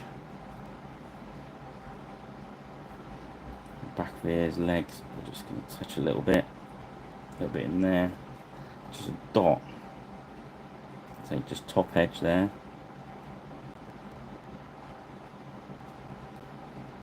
A bit on his pouch there, so it's going to be that top edge going round and then work it in a little bit and on top of the strap. Then you leave a gap because there's going to be a shadow, so that front is more like a D shape. There we go. Aim for the top edge, aim for the top edge. It's weird, you can just hook your brush into that edge, go down the middle a bit.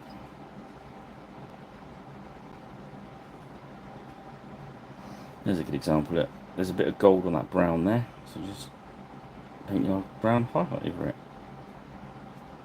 So just gonna tidy everything up a little bit, but I don't want to ever paint the whole lot brown again, because I might as well not bother to paint the first brown there at all. So I'm just gonna catch a little area, move away, and have a look, see what you got.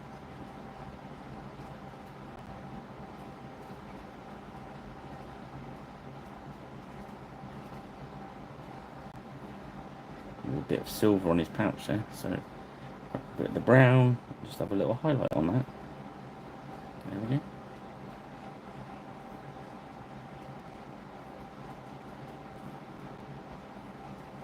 Bit of silver on there, look.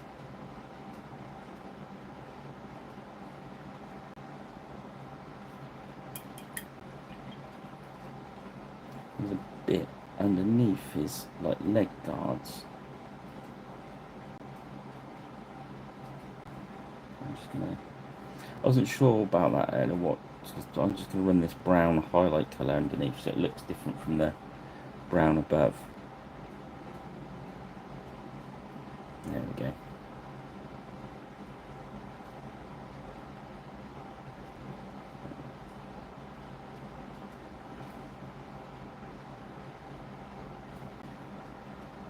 I think it looked weird if I'd have done it another colour.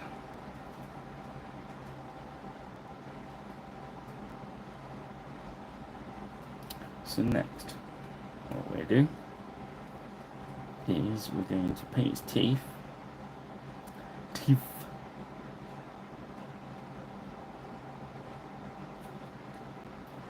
See if we can get his eyeballs as well. So I'm going for a, I don't want too bright teeth, do we? Let's go for a pale sand, so it's a bit of a yellowy, creamy white. I still want it to stand out. I'm going for the old Psycho brush, which is a little tiny one. Medium.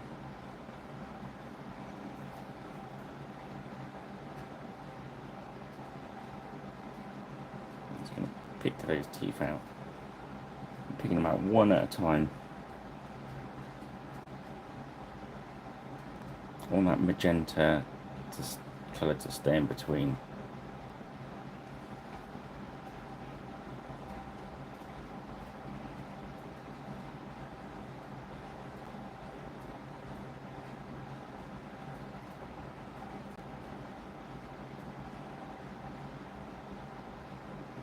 There we go.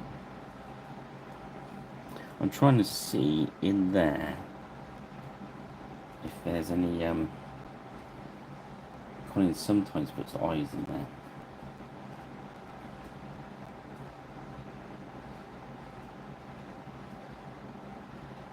So I'm going to drop some white in there.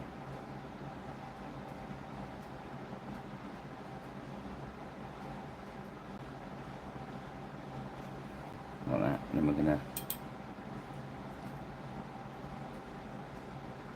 going to put some red wash in there. So it's like some red glowy eyes.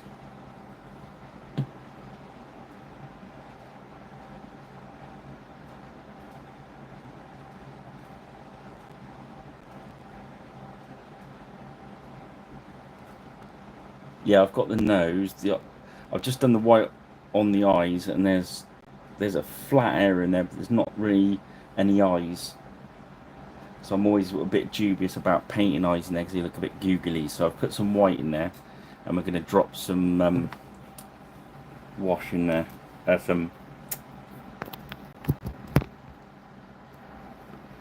thinned out red.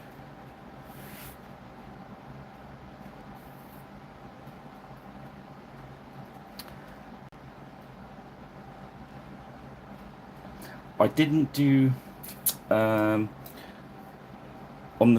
the skin tone. I did the base colour, then a dark military green wash. I didn't wash the blue, purple. We did the gunmetal silver with a black wash over it. We did the gold with a flesh wash over it, and that's it. You caught up.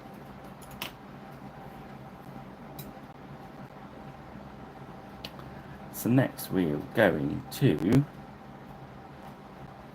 first up we're going to paint the base, because I always like doing that. So the base is just ordinary artist pumice of a neutral colour. Vallejo do coloured ones. I think some other companies do them as well. And this is just a brown, any brown paint I get, and I mix it up with lots of medium. Make it nice and thin, so when we paint it over the base, the base material will show through, thus giving us some free highlights and saving us having to do any dry brushing. So when I'm doing a lot of commissions, this saves a hell of a lot of time.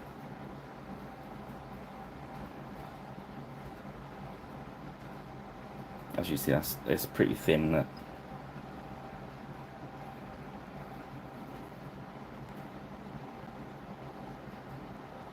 and that's just, say, brown. At the end of a session, I'll sometimes scoop all the brown off of the wet palette and chuck it in that bottle and add medium to it.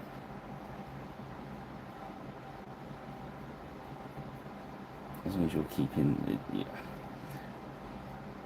It don't change that much, as long as you keep it thin. There we go. Always like to do the base like this, and then I can see what I've got then.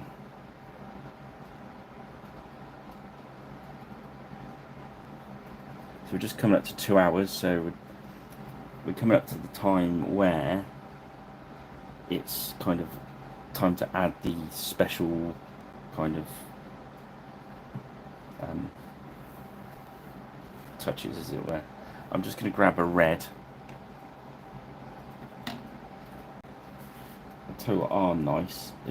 I've got to do a video on them yet. I bought the 2 thin coats glazes. And they're very much like the old GW glazes, which I was making myself, but if I got them in a pot, it's easier. I'm just gonna use that. I'll use my better brush, even though. So I just want this in the eye sockets. But I'm gonna load the brush quite heavily.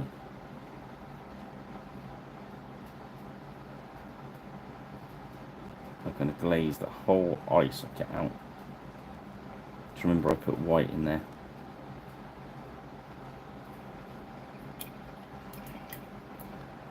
I'm gonna wash my brush, and I'm gonna wick that away.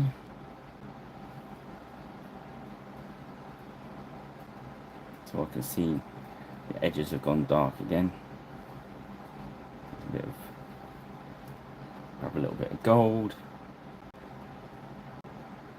Just touch edge of that visor in again. So now he's got red eyes, and you can still see his nose. So he's painted now, so now we're going to have a look at some effect paints. Just which ones should we use today? Let's use rust tone, and oh no, let's use verdigris.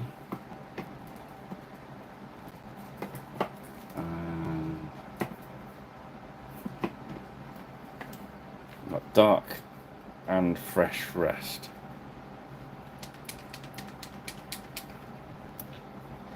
Let's deal with the rest first. Let's put them out. Some of these paints act really strangely when they get very hot. You kind of blur it out. So first of all, with the fresh rust, you want to dot this in. Okay, so I've got just on the end of my brushlet. It is curved already, look, this one. So as long as you know that it's curved, you know where to put it. So I'm going to just do some dots, picking out some areas. I'm kind of looking for those shiny areas that I've done. So I just want to work some So look for those shiny areas and just put some little dots of fresh rust. Just dotting the brush on and off.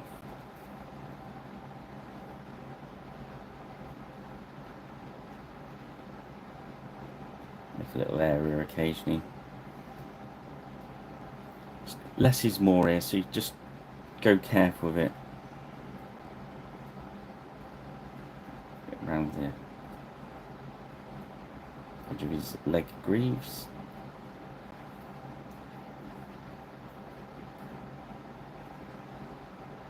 I picked it around the rivety bit, around the edges.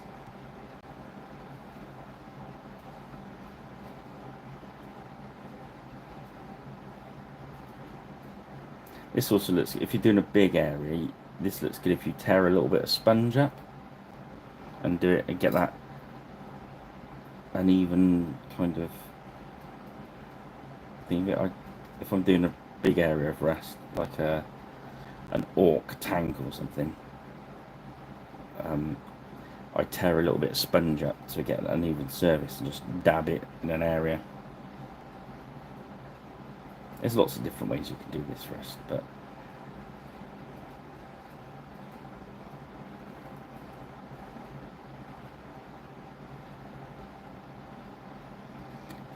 don't go mad with it. I think that's the thing with it is you can always put some on, let it dry, have a look, go back round, think, well, I need a little bit more there. So that's the fresh rust. I'm not even going to clean with brush. I'm going to go straight into the older rust, and I'm going to go maybe in the same sort of areas, just take it a little bit bigger.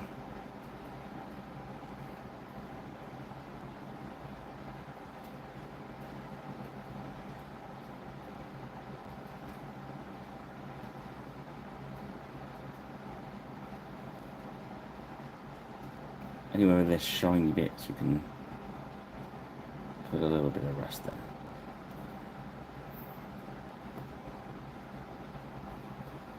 Okay, I'm happy with that. Oh, maybe a bit on his leg. Didn't do his leg. So I mean, have a look round. This rust one is quite good though because it's got bits in it. You know what I mean? So if you dollop a load on, it really does look like rust, but you got say don't go if you go mad to start with, you got nowhere to go.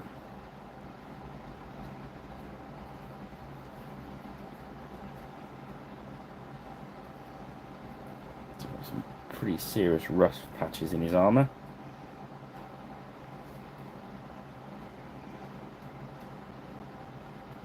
The front bit's going to be rusty because that's the bit he wee-wees through.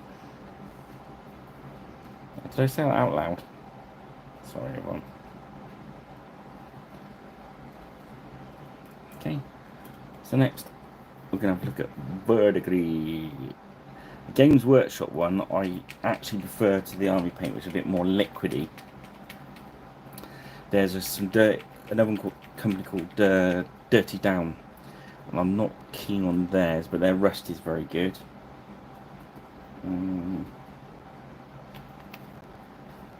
They're on it. Some good effect paints out there. So again, you can either use it straight out of the pot and it's like dry, so you can do like dots. So the thing with verdigris is it always runs down. It's a water damage, so that's why I like the runnier ones. But you can just put it into an area like this, or you can. Sometimes I put it on, and in certain areas I'll add a bit of medium to make it run about. But we want these rivets. There should be little touches of verdigris around the rivets, around anywhere where water damage can happen.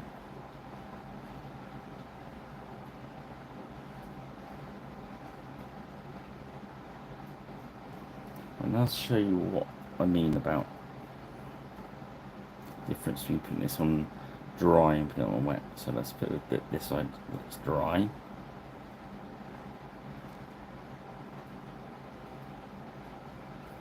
Alright. So you have that clumpy look. If you grab some medium and put it in the bottom of the thing, put some in your brush, fill your brush up with medium.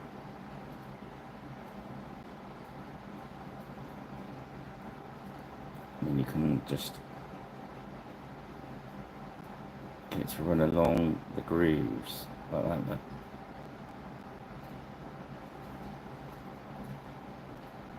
Which in most cases I think is kind of what you're looking for.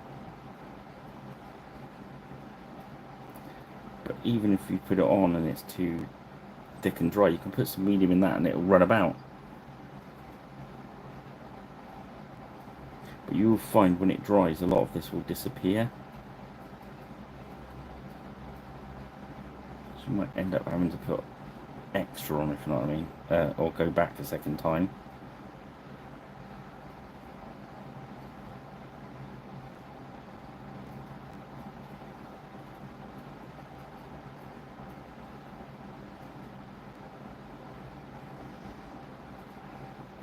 There'll be a bit on the brown as well, where it kind of just is running down. We won't put on any on the purple, even though it would have got on there. I know, Karen.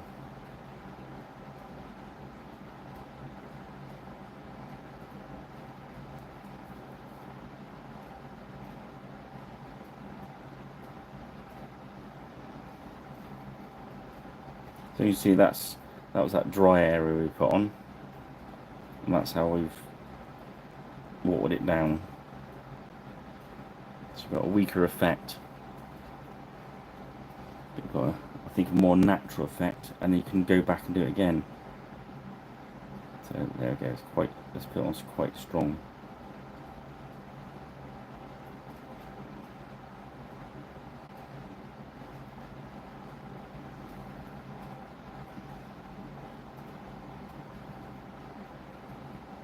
I'm aiming for it to where the water's going to pool up and run down is where this should be.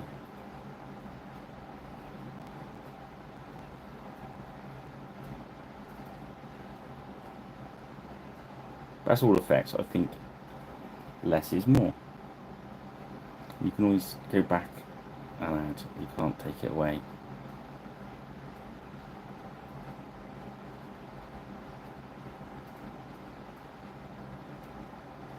There we go. We'll leave that there like that. So I think he's done. We'll paint our victory lap around the bottom of the base. One's like a black one for a traditional GW man, a bit of goblin green around the bottom. But I think, you know, you've painted the miniature. I hate seeing all the bits of overpaint that. And then when that base is dry, nice couple of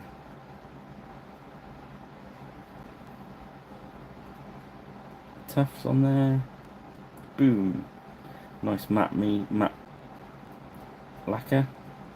After I matte lacquered him, I'd probably go back with the gloss lacquer with a brush and pick out some of the shiny parts again, just to give it a little bit of a lift. Right, let's have a look what we got.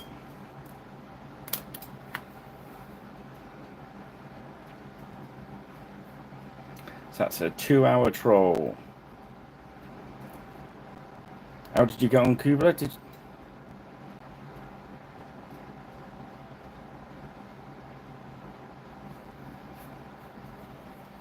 Was it a help paint along, Kubla? Was it good?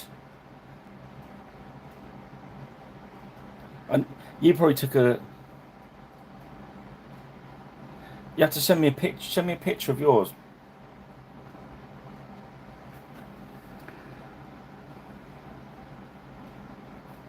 Yeah. So let's get. Yeah. Let's see if I can angle the light a bit better. There we go. So there's our one of our muscles for our Age of Magic Saga warband.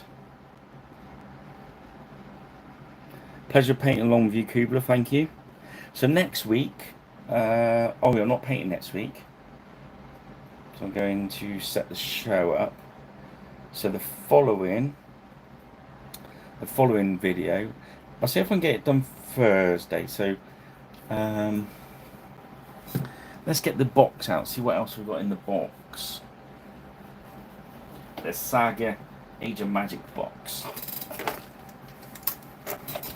And this is what our next video is. We've got there's another 8 rooks for the half guards. And there's a dozen rooks with bows.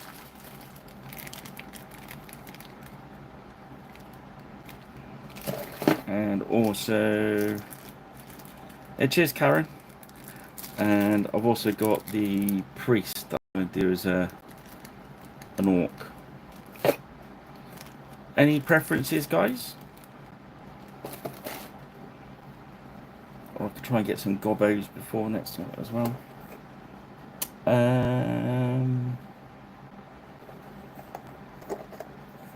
Maybe archers. Perhaps we should do some of the archers, because we've done some of the orcs.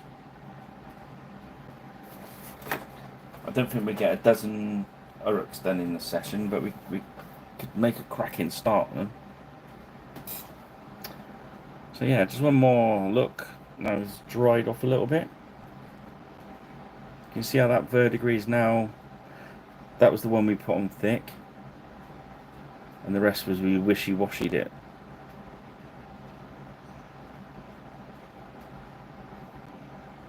Should we go for the archers next then?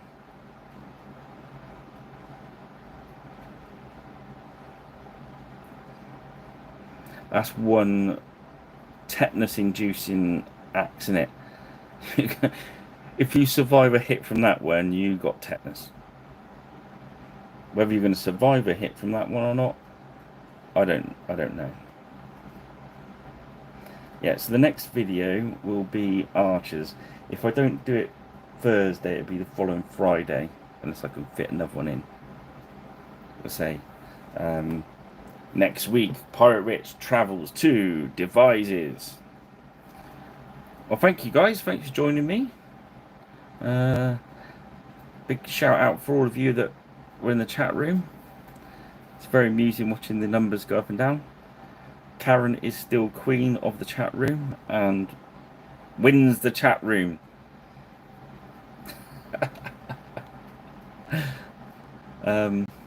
Yeah, so thank you for joining me. If you've enjoyed it and you haven't subscribed, if you can drop me a subscription, that'd be great. Don't forget to jump on to Kits with Karen and the 40mm Wargamer and have a look at what they're doing and drop them a subscription too. And don't forget to check me out on Facebook and X and Blue Sky and what's my website called again? Oh, piraterichpaints.square.site. Okay guys, I'm going to cut you loose. 2 hours of your Friday that I've stolen from you that you're never getting back. Yarg! Have a good weekend and enjoy what you're doing, and Pirate Rich out.